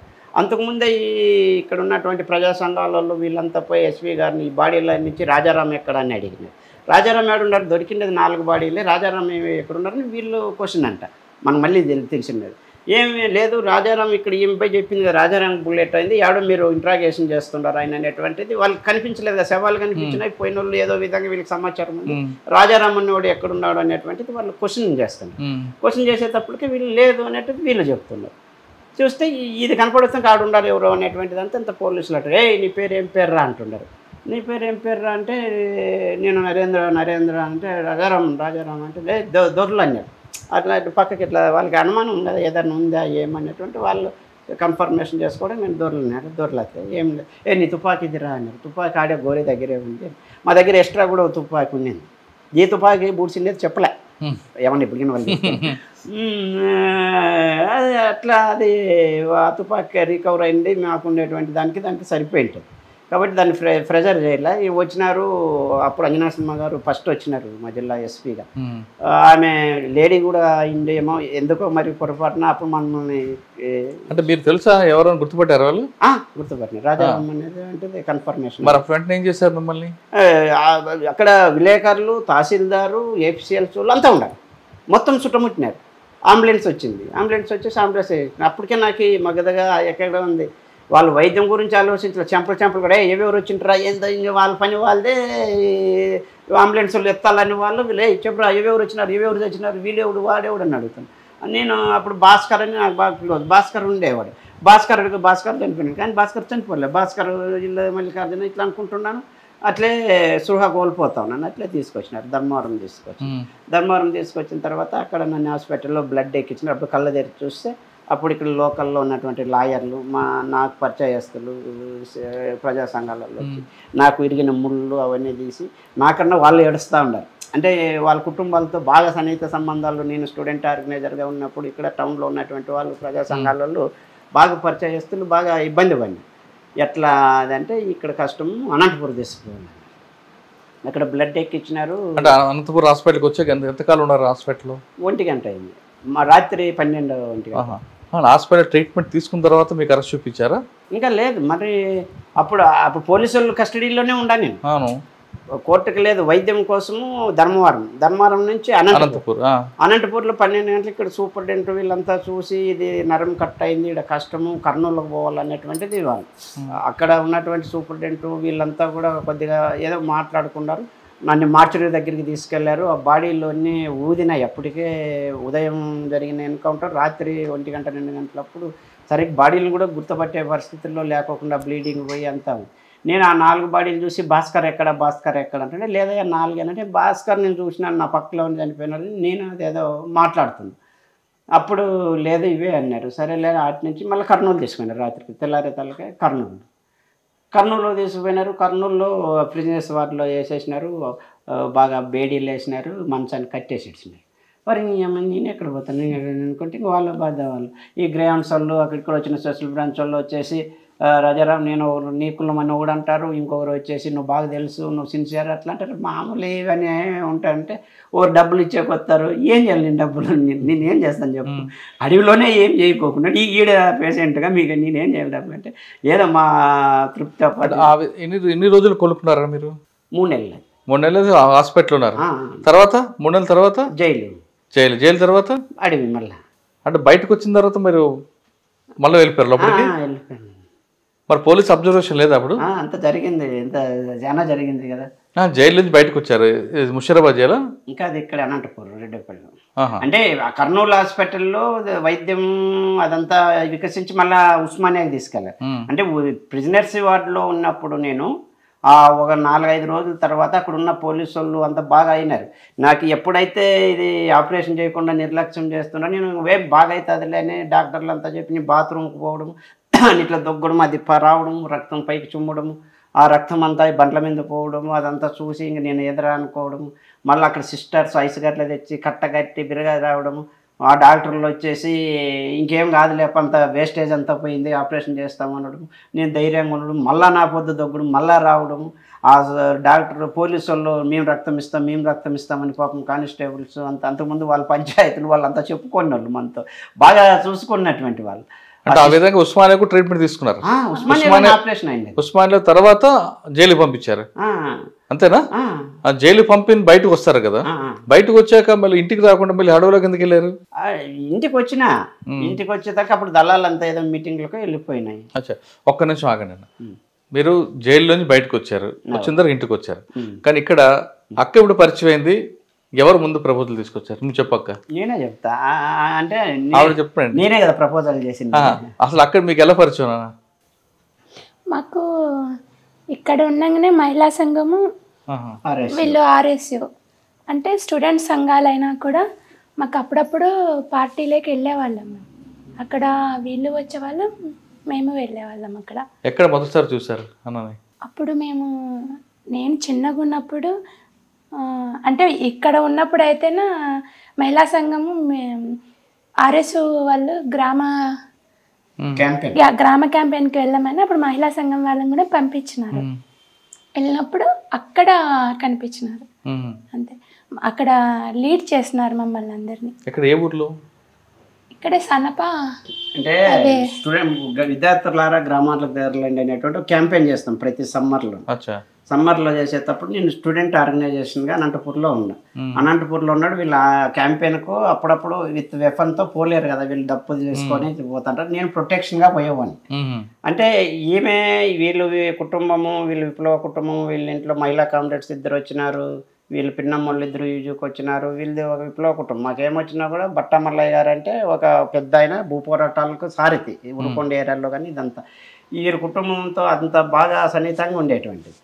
పార్టీ మొత్తం అంతా వీళ్ళని ఆఫీస్గా చూసుకునేవాళ్ళు. వీళ్ళు కూడా పిండి వంటలు అన్నీ ఎక్కడ మీటింగ్లకు పోయినా వీళ్ళ తాత కజ్జికాయలు ఇవన్నీ. మేము ధన్బాద్కి ఒకసారి పోతే మొత్తం వీళ్ళమ్మతో సహా, వీళ్ళమ్మ కూడా, వీళ్ళమ్మ వీళ్ళవ్వ అంతా కూడా గద్దర్ మీటింగ్ ధన్బాద్లో ఉంది, బొకారోలో దిగిపోయి, ధన్బాద్ అని బీహార్, దానికి పోయినప్పుడు కూడా అన్నీ పోయి రైల్వే స్టేషన్లో కల్లా అట్లా పడుకోవడాలు. ఈ కుటుంబం రిలేషన్ అనేది వచ్చేసింది. ఈమె 89లో మాకు ఇంకా నిర్బంధం ఉన్నప్పుడు, నేను స్టూడెంట్ ఫీల్డ్ కూడా 89లో ఏఆర్ఎస్ఎఫ్ షాపులు అన్నీ జరిగినాయి. అంటే 89 డిసెంబర్ 6, 7, 8 అని అక్కడ జరిగినాయి. అప్పుడు గద్దరు యూజీలో ఉన్నాడు. గద్దరు కూతురు వచ్చింది ఆ రోజు వెన్నెల మీటింగ్. మొన్న వర్ధన్ సభలో కూడా ఆమె గురించి చెప్పా. అప్పుడు కూడా ఈమె ఇప్పుడు చూడడము, అప్పుడు మళ్ళీ గద్దరు యూనివర్సిటీకి వచ్చినప్పుడు ఇట్లా మహిళా సంఘాల్లో వచ్చింది. అంటే ఈమె చూస్తేనే పెళ్ళి అనేది కాదు, కానీ ఈమె ఆర్గనైజేషన్లో వచ్చేసింది. ఈమె డిగ్రీ చేసుకుంటూ ఆర్గనైజేషన్లో వచ్చిన తర్వాత, గ్రామాల్లో క్యాంపెయిన్లో వచ్చిన తర్వాత ఒకరికొకరు సినిమాల్లో అట్లా I love you to you అని ఇట్లాంటివి ఏం లేవండి. అంటే ఇట్లాంటివి ఏం లేవు. ఇష్టం, నేను ఆర్గనైజరు, ఇష్టం. మాకన్నా ముందు ఆయనకు పెళ్ళి అయింది, నెక్స్ట్ నీ పెళ్ళి ఎప్పుడు అని మా జిల్లా కమిటీ వాళ్ళు అడిగారు. మీరే చేయండి అన్న, నీకు ఎవరికన్నా ఇష్టం? నాకు ఇష్టమే కానీ ఆమెకి ఇష్టమో లేదని నేను ప్రపోజల్ చేశాను. నేను ఏం చేశాను, పద్మ అంటే నేను చేసుకోవాలనుకున్నాను అన్న. ఆమెకి ఇష్టమా అన్నారు. ఆమెకి ఇష్టం అంటే నేను అడుగుతాను ఆమెను పోయి, మీరు అడగలనా అన్న. అంటే ఇది అంటే 1 సైడ్ లవ్వా అన్నారు. అంటే జిల్లా సెక్రటరీను రాష్ట్ర కమిటీ నాయకుడు వీళ్ళు చిన్న ఆయన దగ్గరే పెట్టిన ఆయన, ఈమె కన్నా నాకు సన్నిహితం. అంటే వాళ్ళు సరేలే అనేసి, మాది ఆర్ఎస్ కాన్ఫరెన్స్ అయిపోయిన తర్వాత 97లో ఈమెని పిలిపించినారు. పిలిపించేసి డిసెంబర్లో పిలిపించేసి, ఏమ్మా నువ్వు పెళ్లి చేసుకో అంటే, వద్దు నాకు పెళ్ళే వద్దు, నేను ఇప్పుడే చేసుకుని, నాకు ఆ ఆలోచనే లేదని. మరి నువ్వేమనుకోవద్దు, ఏరే వాళ్ళు ప్రపోజల్స్ పెట్టినారు నువ్వు అన్నారు. ఎవరు అన్నారంటే, అట్లా రాజారాం పెట్టినారు అంటే, నేను ఆలోచిస్తాను ఒక రోజు అన్న టైం తీసుకుంది. మళ్ళీ రోజు లెటర్ పడాసి పంపించింది, నాకు ఇష్టమేనో పెళ్ళి ఒకరోజుకే ఇవి లేదా సంథింగ్. అంటే నిజంగా అయితే మేము ఎప్పుడు ఆలోచన ఒకరి పట్ల ఒకరికి ఏదైనా ఉండొచ్చు, కానీ ఎక్కడ మేము పార్టీ చేసిన పెళ్ళే, దాంట్లో 100% ఉండేవాళ్ళు. మా పెళ్ళి అంటే ఇంకా అట్లా జరిగింది. ఈ మహిళా సంఘాల్లోనూ నేను యూజీలోనూ అట్లున్నాం. ఎన్కౌంటర్ జరిగింది, పెళ్ళి క్యాన్సిల్ అయింది.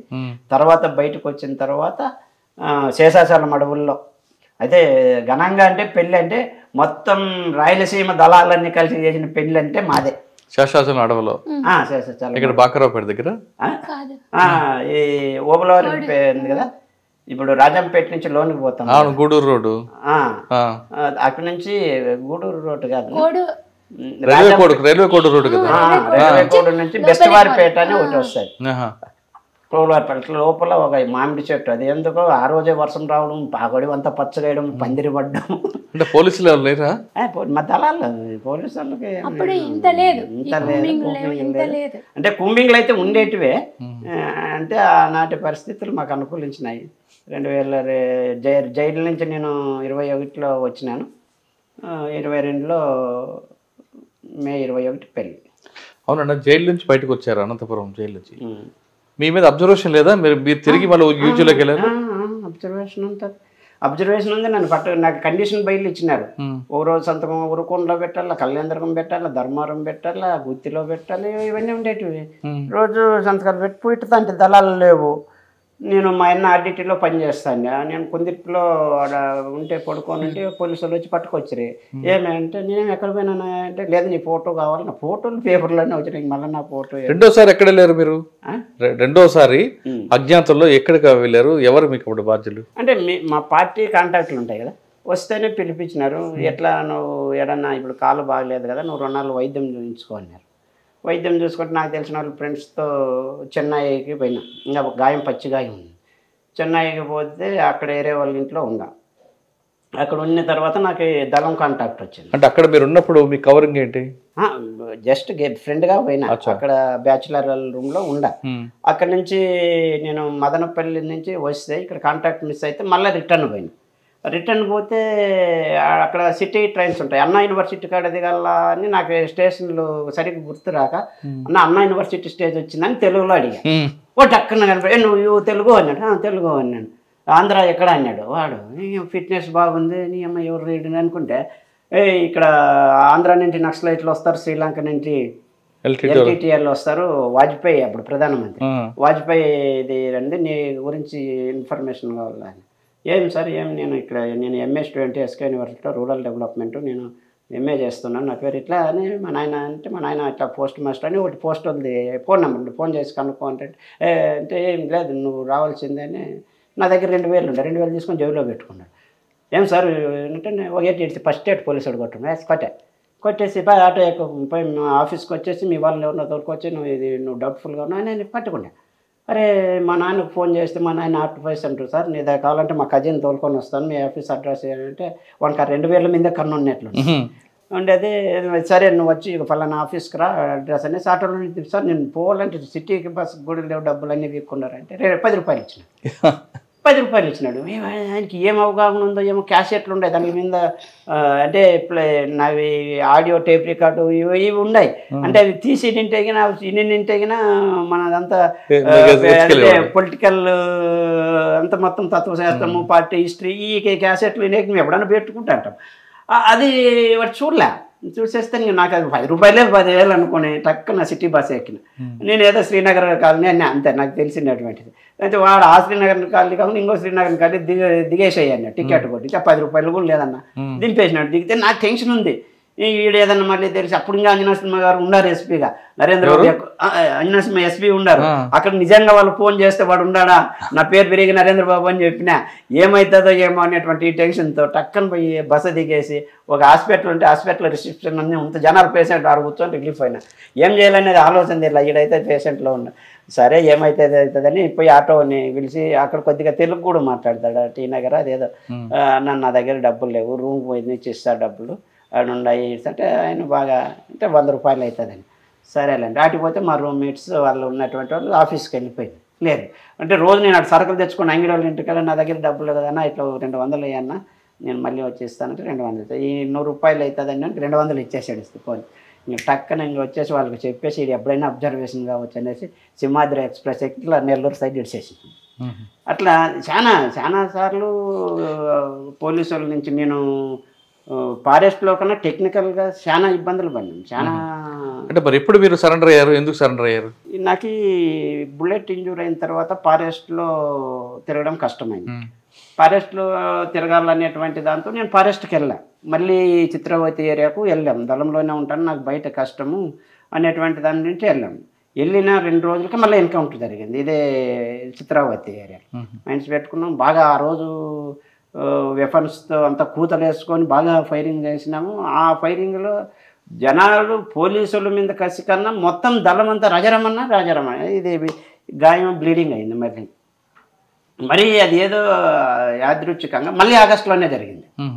మళ్ళీ ఆగస్టు 1 ఇయర్కు మళ్ళీ జరగడము, అంత రక్తం రావడం, నువ్వు వద్దు అందరికీ ఇబ్బంది అవుతుంది, నువ్వు ఏదన్నా టెక్నికల్, మాకు కామ్రేడ్ దివాకర్ ఉండే, వద్దులే రాజారాం నువ్వు ఏదన్నా మాట్లాడదాంటే ఫస్ట్ నువ్వు వైద్యం చేయించుకొని వేరే దగ్గర పెట్టేసేసి అక్కడ నేను కంప్యూటర్ నేర్చుకొని కంప్యూటర్ ద్వారా డిటిపి అది ఇది చేసుకొని ఇంకా పోతూ ఇంకా ఈ పెళ్ళి చేసుకున్న తర్వాత ఈమె దళంలోనే ఉంటాను అని, సరే ఉండంటే మళ్ళీ మా బాధ్యుడు ఆర్కే గారు లేదు ఇద్దరు రండి అనేసి నల్లమల్ల కలిపి. మీరు దళంలో చేస్తున్నప్పుడు ఎక్కడ మీరు చేసిన కార్యక్రమం చెప్పం, ప్రజల కోసం ఏం చేస్తారు? మేము అంటే ఎక్కువ రోజులు చేయలేదు, 1 ఇయర్ అట్లా ఉన్నాం అంతే దళంలో. అదే గ్రామాలు తిరిగి గ్రామాలలో ప్రజలందరూ వచ్చేవాళ్ళు, వాళ్ళకి అక్కడున్న సమస్యలన్నీ చెప్పేవాళ్ళు. మేము ఆ సమస్యలన్నింటినీ కూర్చోపెట్టి వాళ్ళందరితో మాట్లాడేవాళ్ళం, కొన్ని పరిష్కారం అయ్యేటివి. అంటే మహిళలకి ఎక్కువగా మీరు ప్రాధాన్యత ఇచ్చారు కదా, మహిళలకి రాజకీయ చైతన్యం కల్పించారా మీరు? కల్పించు. అంటే ఏ గ్రామాలు ఎక్కువగా తీసుకున్నారు? అంటే నేను పోయినప్పుడు తిరిగింది కొన్ని గ్రామాలే, ఎక్కువ తిరగలేదు. బహుదా దళం అని చెప్పేసి బహుదా ఏరియాలో తిరిగినామంటే. చిత్రావతి, చిత్తూరు, తలకోనకి యువతల ఉంటుంది కాదమ్మా. మీరు పార్టీలోకి వెళ్ళారు, కమ్యూనిస్ట్ కుటుంబం నుంచి వచ్చారు, వెళ్ళిన తర్వాత పనిచేసినప్పుడు ఆ తృప్తి వచ్చిందా ప్రజల కోసం చేస్తున్నాను అని? మేము మాకు అంటే అనిపించింది బాగా తృప్తిగా. అక్కడ ఇప్పుడు బయట ఉన్నామనుకోండి, ఏవైనా ఎన్నిసార్లు ఎంఆర్ఓ ఆఫీసుల దగ్గరికి పోయినా కలెక్టర్ ఆఫీస్ దగ్గరికి పోయినా ఓ సమస్యగానే ఉండేది. కానీ అక్కడికి పోయిన తర్వాత ఆ సమస్యకు పరిష్కారం వెంటనే దొరుకుతుందని చాలా హ్యాపీ అనిపించేది. కానీ మరి అన్నతో పాటు ఎందుకు వచ్చారు బయటికి? హెల్త్ ప్రాబ్లం వల్ల. తనకు హెల్త్, నాకు కూడా మలేరియా, టైఫాయిడ్, బాగా మోకాళ్ళు అరిగినాయి. అంటే మేము విశాఖపట్నం సైడ్ వెళ్ళాం మేము, అక్కడ ఏఓబికి. అక్కడికి వెళ్ళిన తర్వాత చాలా అంటే కొండలు ఎక్కడము అంతా కూడా నాకు లోతట్టు బీకే బాలకృష్ణ అని అమరుడైనారు. బాలకృష్ణ కాదే, రాజా బాలన్న. అచ్చా, ఆయన బాధ్యత మీకు? అక్కడ ఎంతకాలం పనిచేశారు? 6 నెలలు. తర్వాత అక్కడ కీళ్ళ నొప్పులు రావడంతో బయటికి రావాలని క్యాంపులలోనే ఎక్కువ ఉండేవాళ్ళం. కానీ అక్కడ మరి భాష ప్రభావం రాలేదా? భాష అంటే మేము క్యాంపులే కదా, అంతా తెలుసు. ఆంధ్ర వాళ్ళు, తెలంగాణ వాళ్ళు. కాదమ్మా, మీరు ఏఓబిలోకి ఎలా వెళ్ళారు చిత్తూరు నుండి? ఇక్కడ చిత్తూరు నుంచి వెళ్ళలేదు మేము. ఇక్కడ నుండి ఎలా మీరు ఏఓబిలో బాధ్యుడికి ఎలా కలిసారు? వెళ్ళారా? ఎలా వెళ్ళారు? టెక్నికల్ ఫీల్డ్ లో ఉన్నాం మేము. మాకు బాధ్యుడు ఆర్కే రామకృష్ణ గారు. నల్లమల్లలో ఉన్నాము. నల్లమల్లలో ఉన్నప్పుడు మావి పార్టీ అప్పగించిన బాధ్యతలు, మేము ప్రింటింగ్ ప్రెస్ కావచ్చు, ఇంకా వేరే ఇతర కార్యక్రమాలు పార్టీ అవసరాల రీత్యా మేము వేరే టౌన్ లో మేము షెల్టర్ తీసుకున్నాం. అంటే మేము ఫారెస్ట్కు లోపలికి బయటికి వచ్చిపోయే టీంలో మేము ఒకరు. మాకు బుల్లెట్ ఇంజూర్ అయిన తర్వాత నాకు ఇక్కడ జరిగినటువంటి దాని నుంచి మేమిద్దరు ఒక ఆర్కే బాధ్యతలో ఆయన పని అప్పారు.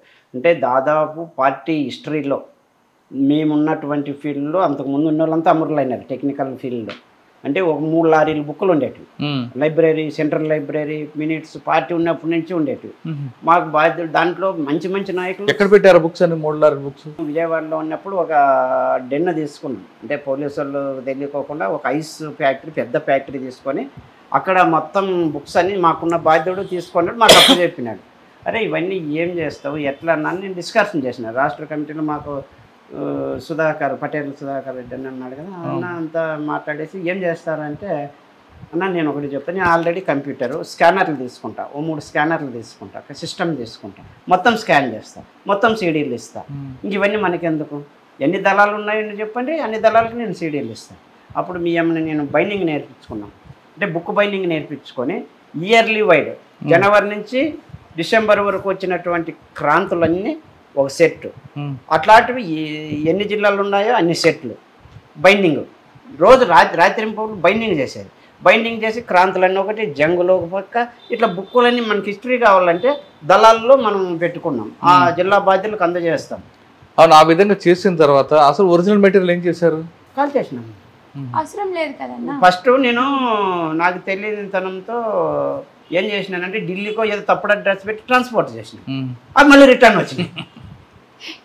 ఒరే మా బాధ్యుడు వచ్చినాడు, మంజీరా వచ్చినాడు, మంజీరా ఉన్నాడు కదా, నా దగ్గరికి వచ్చి ఎట్లా పోయి ఎట్లా చేస్తాను, మరి ఎట్లా చేయాలంటే ఎట్లా చేస్తావంటే ఇక అప్పుడు నేను ఒక పాత మచిలీపట్నం దగ్గర మంగంపూడి బీచ్ అని ఉంది, ఆ బీచ్ పక్కకి వేసిపోయి కొన్ని వేసి అంటించే పెట్రోల్ పోసి అంటించేసి.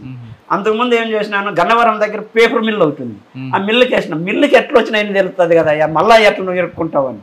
ఈ అన్ని బుక్కులు అన్నా నిజంగా మేము స్కాన్ చేయడానికి లేదా బైండింగ్ చేసిన దానికన్నా దీన్ని కాల్చడానికి ఎక్కువ టైం తీసుకుంటాం. అలా మీరు అనంతపూర్లో పనిచేశారు కదా, మరి పరిటాల రవి గారు ఎప్పుడైనా ఎదురుపడ్డారా ఆ టీము అంతా, లేదా మీరు వెళ్ళి ఆయన వార్నింగ్ ఇవ్వడం కానీ, లేదు మిమ్మల్ని ఇబ్బంది పెట్టడానికి ఆయన ఏమైనా చేయడం కానీ? అంటే ఫస్ట్ ఆర్ఓసి అనేది పై చేయిగా ఉండేది అనంతపురం జిల్లాలో. మా దళాలు విప్లవం ప్రపంచవ్యాప్తంగా మేము రిమ్లో, అంటే ప్రపంచవ్యాప్తంగా అంటే రిమ్లో సంస్థలో మేము పార్ట్నర్, రిమ్నేషనల్ ఇంటర్నేషనల్ మూమెంట్ ఉంది కదా, అది దాంట్లో ప్రచండ వాళ్ళు కావచ్చు, పేరు పొంద నాయకత్వంలోను శ్రీలంకలో ఈ ఇన్నేటి ఉన్నప్పటికీ కూడా ఇక్కడ రాజకీయ లోపం వల్ల ఆర్ఓసి వాళ్ళు దందాలు అని మంగళమరని అని ఒక తుపాకి ఏకై వేసుకొని పార్టీని తీసుకునేసి భయపడిస్తూ గణపతి వాళ్ళకి భూ పెడతామంటే చంపుతామని చంపుతాదేమో అనేది కొట్టినారు, కాళ్ళు ఇరిచినారు. ఇది వేరే విధంగా పార్టీకి మీరు చంపుతారా మేము చంపాలని జనాలు వచ్చేవాళ్ళు, మీరు చంపుతారా మేము చంపాలా, తుపాకులు ఏం రాసి శాతగానంలో ఎందుకు వచ్చినారు మీరు అని ప్రజలు మమ్మల్ని నిలదీశారన్న. ఆర్ఓసిని చంపండి, మీరు పరిటాల రవిని చంపుతారా మేము చంపాలా అనేటువంటి దాంతో వచ్చినారు. అరే అట్లా కాదు, పార్టీను కమాండ్ అంటే పోయా మీరు శాతగానంలో తుపాకులు తీసుకొని. పరిటాల రవి గారు కూడా అదే భావజాలంతో, అదే శ్రీరామ గారు కుటుంబం కదా. శ్రీరాములు గారు రవిను ఈ కుటుంబంతో ఉన్నారు, కానీ ఆయన ఇంటర్వ్యూలో చెప్పారు నాకు పార్టీతో సంబంధం లేదని పరిటాల రవి చెప్పాడు.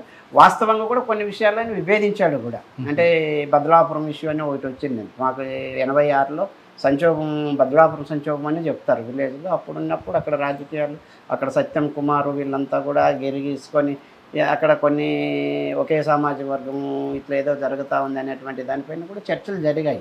అయినప్పటికీ కూడా ఆయన వచ్చిన తర్వాత ఆయన కుటుంబం అమరవీరుల కుటుంబం అని ఆయనకి ఆర్థికంగా చేయాలని, ఆ క్వారీలు ఇవ్వడము, రకరకంగా డెవలప్మెంట్ చేయాలన్నటువంటి అక్కడ కొంతమంది ఆర్కేడ్లు వీళ్ళు చేసి ఎన్నో కుటుంబాల అమరులైనా ఆ కుటుంబాన్ని కొంత ప్రోత్సాహంగానే తీసుకొచ్చారు.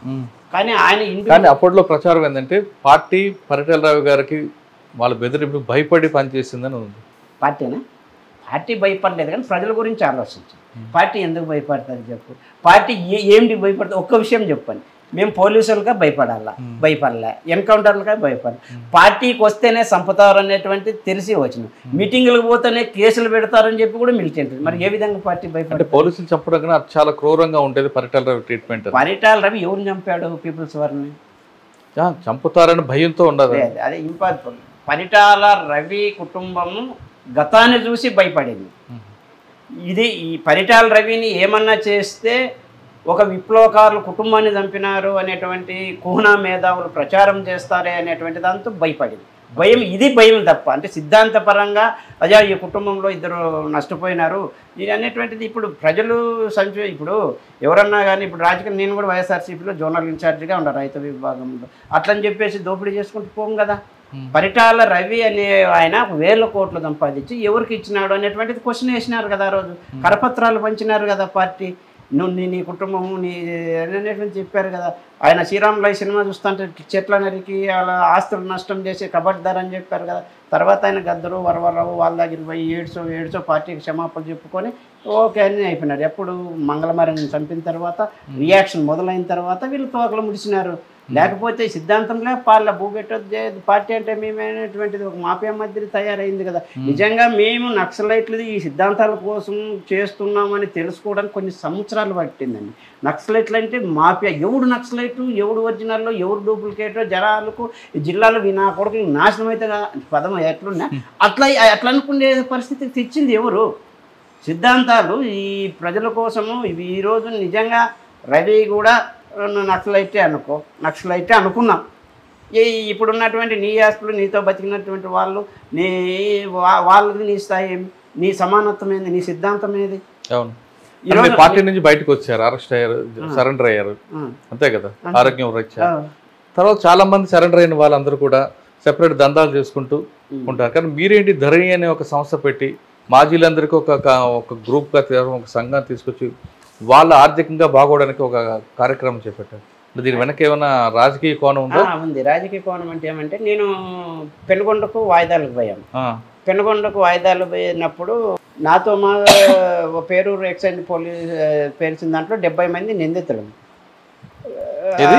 70 మంది నిందితులం అంటే ఆ కేసులో ఉన్న. ఏ కేసులో? పేరూరు ఎక్సైజ్. పెనుగొండకు అంతా పోయినప్పుడు అక్కడ ఉన్నటువంటి మిలిటెంట్లు నాతో పాటు ఎక్కువ కాలం కలిసి ఉన్న వాళ్ళంతా కూడా, అన్న కేసులేమో మీకే ఉన్నాయి మాకే ఉన్నాయి, మీకేం డివార్డ్ పైన కాసులు వచ్చినాయి, మా పరిస్థితి ఏమన్నా, ఈరోజు పార్టీ లేదు ఏం లేదు, మీరంతా చెప్పి మేము పెట్టిన అన్నం తిని మీరు మా రాజకీయాలు చెప్పేసి మీరేం ఈరోజు భూములు తీసుకుంటున్నారు, అవసైట్లు తీసుకుని మా పరిస్థితి ఏమి అన్నారు. ఎట్లా చేస్తాం చెప్పండి అంటే, ఏదన్నా మా కేసులు లేకుండా ఒకటి చేస్తే చదువు లేవు, దళాలు లేవు, పార్టీ లేదు కదా, కేసులు రాకోకుండా చేయాలి. రే ఎట్లని ఇక్కడ ఉన్నటువంటిది ఇప్పుడు కేసులు లేకుండా చేయాలంటే మిగతా పార్టీల మధ్య ధర్నాలు లేకపోతే నక్సలైట్ల డిమాండ్లు అంటే ఇవి ఉంటుందా? మరి ఏం చేయాలంటే ఇక్కడ ఉన్నటువంటి పోలీస్ ఆఫీసర్లు మీరు సీఎం దగ్గరికి పోండి, మాకేం సంబంధం, సీఎం దగ్గరికి ఎట్లా పోవాలి? అప్పుడు ఎస్పీగా పనిచేసినటువంటి స్టీఫెన్ రవీంద్ర సార్ అక్కడ ఉన్నాడు. అంటే నన్ను ఆయన ఈ అనంతపురం జిల్లాలో ఉన్న స్టీఫెన్ రవీంద్ర సార్ అంటే అందరికీ తెలుసు. మొత్తం అధికార పార్టీలోనే కొంతమందిని అందరిని పిలిచి చీల్ చెండాలు ఇచ్చినాడు, బుట్లతో కొట్టినాడు, అంత జగమెరిగిన సత్యం. అందరినీ పిలిపించి నువ్వు ఇట్లా బతుకు ఇట్లా అనేటువంటిది అంతా హెచ్చరికలు చేసినాడు అధికార పార్టీలో ఉండే వాళ్ళని. అట్లా మాజీ నక్సలైట్ల తరఫున నన్ను పిలిచినాడు. అక్కడ సిఐ ఉండేవాడు. ఆయన ఏం సార్ మీరు ఇంట్రాగేషన్ చేయలేదని ఆయన్ని పిలిచినారా అంటే నేను ఎంత వీరుడు ఒప్పుకోవడం చెప్పలేను, కానీ నాకు కూడా భయం అయింది. ఒకసారి ఇంతవరకు పోలీసులు మీకు వార్నింగ్ ఇచ్చారా? పిలిపించు అదే చెప్తాను. పిలిపిస్తున్నారు, ఎందుకైనా పోతే ఏమో పోసామే అన్నారు. సో ఇట్లా పోయి ఇట్లా చేతులు కట్టుకున్నాను, నేను తప్పదు కదా మరి. ఇట్లా కట్టుకుంటే ఆయన ఇట్లా చూసి ఇట్లా అన్నాడు అంతే. సార్ నేను రాజారాం సార్ మాజీ నక్సలైట్. ఓ Rajaram please come come come please down అన్నాడు. వాడిని ఆయన ఇదేంద్ర ఇంత మరి అందరూ అనుకున్నా. కూర్చోబెట్టి ఏంది నువ్వు బుక్ రాసినావంట అన్నాడు. అది మళ్ళీ ఏదో మొదలెట్టారా ఎందో ఎత్తుకు సార్ ఎదురగ్గా నేను నవ్వులు రాసిన. ఎదురగ్గా ఏంది ఎదురగ్గా అంటే, ఎదురగ్గా అంటే ఏం లేదు సార్, కొండకు అగ్గి పడుతుంది, చిన్నగా ఉన్నవాడైతే ఇసుకతోనో మట్టితోనో లేకపోతే ఏమన్నా కంపతోనో ఇట్లా పచ్చాకతో కొట్టాడుతాం. పెద్ద మంట అయినప్పుడు పెనమంట అయినప్పుడు దూరంగా వెళ్ళి మంట పెట్టి సన్నగా అక్కడ పోకోకుండా ఆ యజ్ఞని ఇట్లా కలిసి ఆరిపోతుంది సార్ అంటే. సైంటిఫిక్ ఓకే ఓకే మరి ఏం దీని అర్థం అని ఏమన్నా వదిలే దడ్లేరు అనుకుంటా. అంటే ఏం సార్ దాడికి ప్రతి దాడి అన్నాను. హింసకు ప్రతి హింస అన్నాను. ఓకే ఓకే ఓకే ఎట్లా ఇప్పుడు ఎట్లా అది నక్సలిజం గురించి రాసినావంటే, నక్సలిజం అనేది ఏం కాదు సార్, ఈ అనంతపురం జిల్లాలో నక్సలిజం అనేది 3 ఏరియాల్లో ఉంటుంది, అదే మొత్తం అన్ని ఏరియాల్లో లేదు. ఫ్యాక్షన్ అనేది 2 కుటుంబాల మధ్య ఉంటుంది. కరువు అనేది గడప గడపకు ఉంటుంది సార్. కరువు నక్సలిజం ఫ్యాక్షనిజం ఇవన్నీ కలగలిపి రాసినాను సార్. ఓకే బుక్ ఉందా అన్నాడు. ఎట్లా రాసినావు చెప్పు ఏమంటే, ఏముంది సార్ ఇక్కడ ఉన్నటువంటి సహజ సంపద అంటే సహజ వనరులు, ప్రభుత్వ వనరులు, ఈ ఆధిపత్య కోసం ఫ్యాక్షన్ జరుగుతుంది, ఇదే రాజకీయం, ఇదే జరుగుతుంది. ఒకవైపు ఈత చెట్ల కోసము, ఒకవైపు కంకర మిషన్లు, సిమెంట్ ఫ్యాక్టరీలు, దీనిల కోసము, ఇంకా ప్రభుత్వ పథకాలు, రోడ్ల పనులు, ఆ పనులు, ఆహార పథకం అంటే ఇవన్నిటిపైన నాది అనేది జరుగుతుంది కదా సార్. దాంట్లో మళ్ళీ రిజర్వేషన్లు, బీసీ రిజర్వేషన్లు, ఎస్సీ రిజర్వేషన్. మీరు రాసిన బుక్లో చదివాను, అందులో ఒక సబ్జెక్ట్ ఉంటుంది, కోవట్టుగా వచ్చిన వాళ్ళు పోలీసులు తుపాకులు తీసుకొని తిరిగి అన్నలోకి వస్తారని రాశారు. అది జరిగిన సంఘటన లేదా మీ కథ కోసం?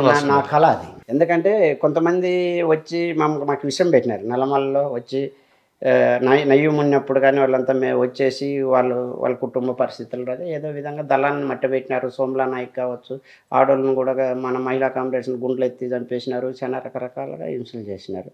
అట్లా మా వాళ్ళు కూడా పోలీసులు అయిన వాళ్ళు సింపథైజర్స్, ఎందుకంటే చర్చలప్పుడు ఆర్కేకే వచ్చి పోలీసులు డబ్బులు ఇచ్చినారు.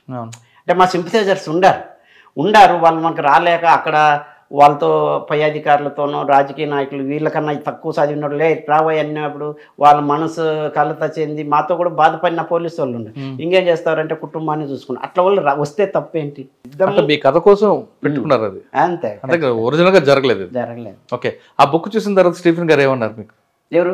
స్టీఫెన్ రవీంద్ర గారు అడిగాడు, ఏంది గొంచుగాడు అంటే ఇక్కడ లాంగ్వేజ్ అర్థం కాకోకున్నప్పుడు అంతా అడిగినాడు.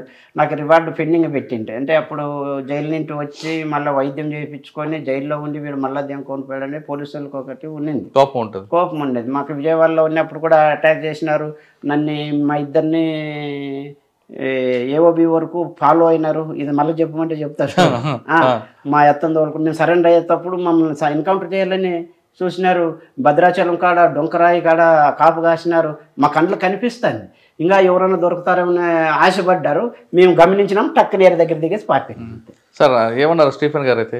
ఏమన్నాడు అంటే ఇక్కడ సాధారణంగా మీరు చెప్తున్నట్లుగా అనంతపూర్లో ఆయన మార్క్ ఉంది, ఫ్యాక్షనిస్టులు పిలవడం, వార్నింగ్ కౌన్సిలింగ్ అని పేరు మీద కంట్రోల్ చేశారు. ఒక ఫ్యాక్షనిస్ట్ ని పిలిచినప్పుడు నా దగ్గరికి వచ్చినాడు ఫ్యాక్షనిస్ట్, వచ్చి అన్నా నీ మాట వింటాడంట అంటే ఎవరు చెప్పినారు, అక్కడున్న సీఏ ఎవరో చెప్పినారు, రాజారాం దొలబోయని. అంటే మా మధ్యలో పరిచయం ఏర్పడిందంట. అంటే ఆయన పొలిటికల్ డిస్కషన్ చేసేవాడు, ఆయన బుక్కులు బాగా చదివేవాడు. ఆ బుక్ చదువుతున్నట్టు నీ దగ్గర ఏమేమి ఉన్నాయి, ఏవేవరంటే సింగమనే నారాయణ రాసిన పుస్తకాలు అన్నీ చెప్పిన. కానీ ఆయన టైంలోనే ధర్మవరంలో చంద్రమౌళి ఎన్కౌంటర్ అవుతుంది. ఆయన టైంలోనే నిజమే, వాస్తవమే. చంద్రమౌళి ఎన్కౌంటర్ ఎక్కడో పట్టుకొని వచ్చి ధర్మవరం దగ్గర చంపేసినారు. దాని గురించి మీకు డిస్కస్ చేశారు ఆయన? డిస్కస్ ఆయనతో నేను చేయలేదు. నేను ఎన్కౌంటర్ జరిగిన తర్వాత మాట్లాడారా మీరు ఆయనతో? మాట్లాడాను. ఎందుకంటే అది మాట్లాడాల్సినటువంటిది నాకు తెలిసినంత వరకు ఒక ఎస్పీనో ఇక్కడ దానికి ఒక సపరేట్ బ్యాచ్ ఉంటుంది మనకు. ఎన్కౌంటర్లో ఎట్లా జరుగుతాయి అనేటువంటి ఎన్కౌంటర్ ఎలా జరుగుతుందని కాదు, కానీ చంద్రమౌళి గారు ఎన్కౌంటర్ తర్వాత మీ ఇద్దరు మధ్యన ఏమైనా సంభాషణ జరిగిందా ఆ సబ్జెక్ట్ మీద? సంభాషణ జరిగింది. ఆ సంభాషణ పార్టీ బుక్ గురించి సంభాషణ జరిగింది, కానీ నా గురించి ఏమనుకుంటానని ఆయన అడగల. పుస్తకం ఎట్లా ఆయన ఒక ఆపేక్షను చూపించేవాడు, సిద్ధాంతాన్ని వ్యతిరేకించలే, సమర్థించలే, బ్యాలెన్స్గా ఉన్నాడు. మీరు ఇట్లా పోయినారు అనే కానీ మీరు చేసినంత కూడా ఆయన ఎప్పుడు నాతో డిస్కషన్ చేయలే. బుక్ గురించి, బుక్లో ఉన్నటువంటి గురించి చెప్పినాడు. తర్వాత నేను ఒక ఇక్కడ పీజీ స్టూడెంట్ ఏదో దానిపైన రీసెర్చ్ చేస్తూ ఉంటే ఫ్యాక్షన్ గురించి ఒక ఎస్పీ లెవెల్ ఐపీఎస్ అధికారి కావాలంటే, సార్ ఒక ఇంటర్వ్యూ కావాలా సార్ అని నేను అటు సీఎం రాజశేఖర్ సార్తో కలిసిన తర్వాత పోయి అడిగితే, ప్లీజ్ కమ్ ఒక 5 నిమిషాలు ఇస్తానని అర్ధగంట చెప్పినాడు. అప్పుడు చెప్పినాడు ఈ జిల్లాలో జరిగినటువంటి ఏమేమి చేయాల్సి వచ్చింది. ఆయన ఏం చేశారు జిల్లాలో? చెప్తాను మీరు మరి ఆయన చెప్పింటాడు అనుకో, నా పైన నమ్మకంతో నేను ఎందుకు చెప్తాను. అంటే అంటే ఫ్యాక్షన్ బాగా ఉన్న ఏరియాని ఆయన ఎలా కంట్రోల్ చేశారు? అంటే ఆయన చేసేది ప్రతిదీ చట్టపరంగా చేశాడు. ఆయన లైన్లోనే ఆయన చేసినాడు. అది నక్సల్ విజయంలో కావచ్చు, ఏ విషయంలోనన్నా కానీ ఆయన మనిషిగానే చూడబుద్ది. అంటే నేను నాకు సాధారణంగా ఎలాగుంటారండి ఆయన స్టీఫెన్ గారు? స్టీఫెన్ గారు మంచి నేరస్తుల పట్ల ఎలాగుంటారు, సామాన్యుడి పట్ల ఎలా ప్రవర్తిస్తారు? అందరి పట్ల ఒకేలాగా ఉంటారా? అందరి పట్ల ఒకేలాగా ఉంటాడు. కానీ ఆయన చూపు వేరేగా ఉంటుంది కదండి చాలా. అంటే ఆయన అట్లా చూపు, పోలీస్ చూపు అనేది మనిషి చూపు. ఆయన మనిషి ఇబ్బంది పెడుతున్నాడంటే పోలీస్ రూపంలో నక్సలైట్ ఏమో అనుకోవచ్చు. ఎందుకంటే ఆయన నేను దగ్గర నుండి చూసిన, నేను అంతకుముందు నేను కలువకు ముందు చూసిన స్టీఫెన్ రవీందర్కి నేను కలిసిన తర్వాత ఆయన వరే మంచిదే కదా అనేటువంటిది. ఎందుకంటే ఒక అధికార పార్టీలో ఒకడు గుండాయిజం చేసేవాళ్ళు వీళ్ళందరినీ నక్సలైట్లు భయపడిచ్చేవాళ్ళు, నక్సలైట్లు పిలిపించి వార్నింగ్ ఇచ్చేవాళ్ళు. ఎస్పీ ఆఫీస్కి పిలిపించి బుర్తో కొట్టిన వాళ్ళు ఎవరు ఉన్నారు? ఏ ఎస్పీ ఉన్నారు అట్లా? ఒక సీఎంఏ చెప్పి ఇది పోయిన లేటా సరేలేని చెప్పి మళ్ళీ కొడతారా ఎవరన్నా? అరే ఇట్లా అయ్యలేదనిపోయి మళ్ళీ సీఎం గారు మళ్ళీ ఆయన అనంతపూర్లో ఫ్యాక్షన్ కంట్రోల్ కావడానికి స్టీఫెన్ గారు మార్క్ ఉందంటారు. కంట్రోల్ కలవడానికి అది కూడా ఒక పాయింట్. ఎందుకంటే స్టీఫెన్ వస్తేనే అంతకన్నా ముందు వచ్చి ఈడ్చుకొచ్చిన వాళ్ళు అంతా చేసిన వాళ్ళు అంతా ఉన్నారు. కాకపోతే స్టీఫెన్ సార్ ఉన్నప్పుడు తగ్గడానికి వీళ్ళతో ఇబ్బంది అనుకోండొచ్చు. మళ్ళీ సాధారణంగా ఆయన టైంలో ఫ్యాక్షన్ చాలా మంది అనంతపురం వదిలి పారిపోయారు అన్నది వాస్తవం. 100%. దాంట్లో చేయాలన్నా కూడా దందాలు చేయాలన్నా కూడా పిలిచి వార్నింగ్లు ఇచ్చేవాళ్ళు, పేపర్లకు వచ్చేవాళ్ళు. అంటే ఇప్పుడు ప్రభుత్వం వస్తే ఇంక మేము ఏమన్నా చేయొచ్చు అనేటువంటి అవకాశం పూర్తిగా జిల్లాలో నేనున్నాను. అధికార పార్టీ అయినా సరే ఖచ్చితంగా చెప్పినాడు, మీరు జిల్లా అవుట్ సైడ్ ఏమన్నా చేసుకోండి, నేను జిల్లాకి ఎస్పీ, నేనే బాస్, దట్స్ ఆల్. ఓపెన్గా చెప్పినాడు కూడా. అది నేనున్నాను చెప్పి ఏం జరగదు రాజారాం, ఇట్లాంటి డిస్కషన్ చేసినాడు. నేనున్నాను చెప్పి ఎవరి తోకలేడు చేయట్లేదు. నువ్వు నక్సలైట్గా ఉండి ఏరే విధంగా ఉంటే నీకు ఈ సీట్ లేదు. నువ్వు ఇప్పుడు కూడా నా నక్సలైట్ల కేసులు నాది ఇట్లా అంటుండవు. మీరు నక్సలైట్లందరినీ 6 బస్సుల్లో తీసుకుపోయినా రాజశేఖర్ రెడ్డి. ఆయన పర్మిషన్తో ఆయనతో కలిసేసి మా దగ్గర. అంటే మీరు మారారు కాబట్టి మీకు ఆ సీట్ ఇచ్చాడు.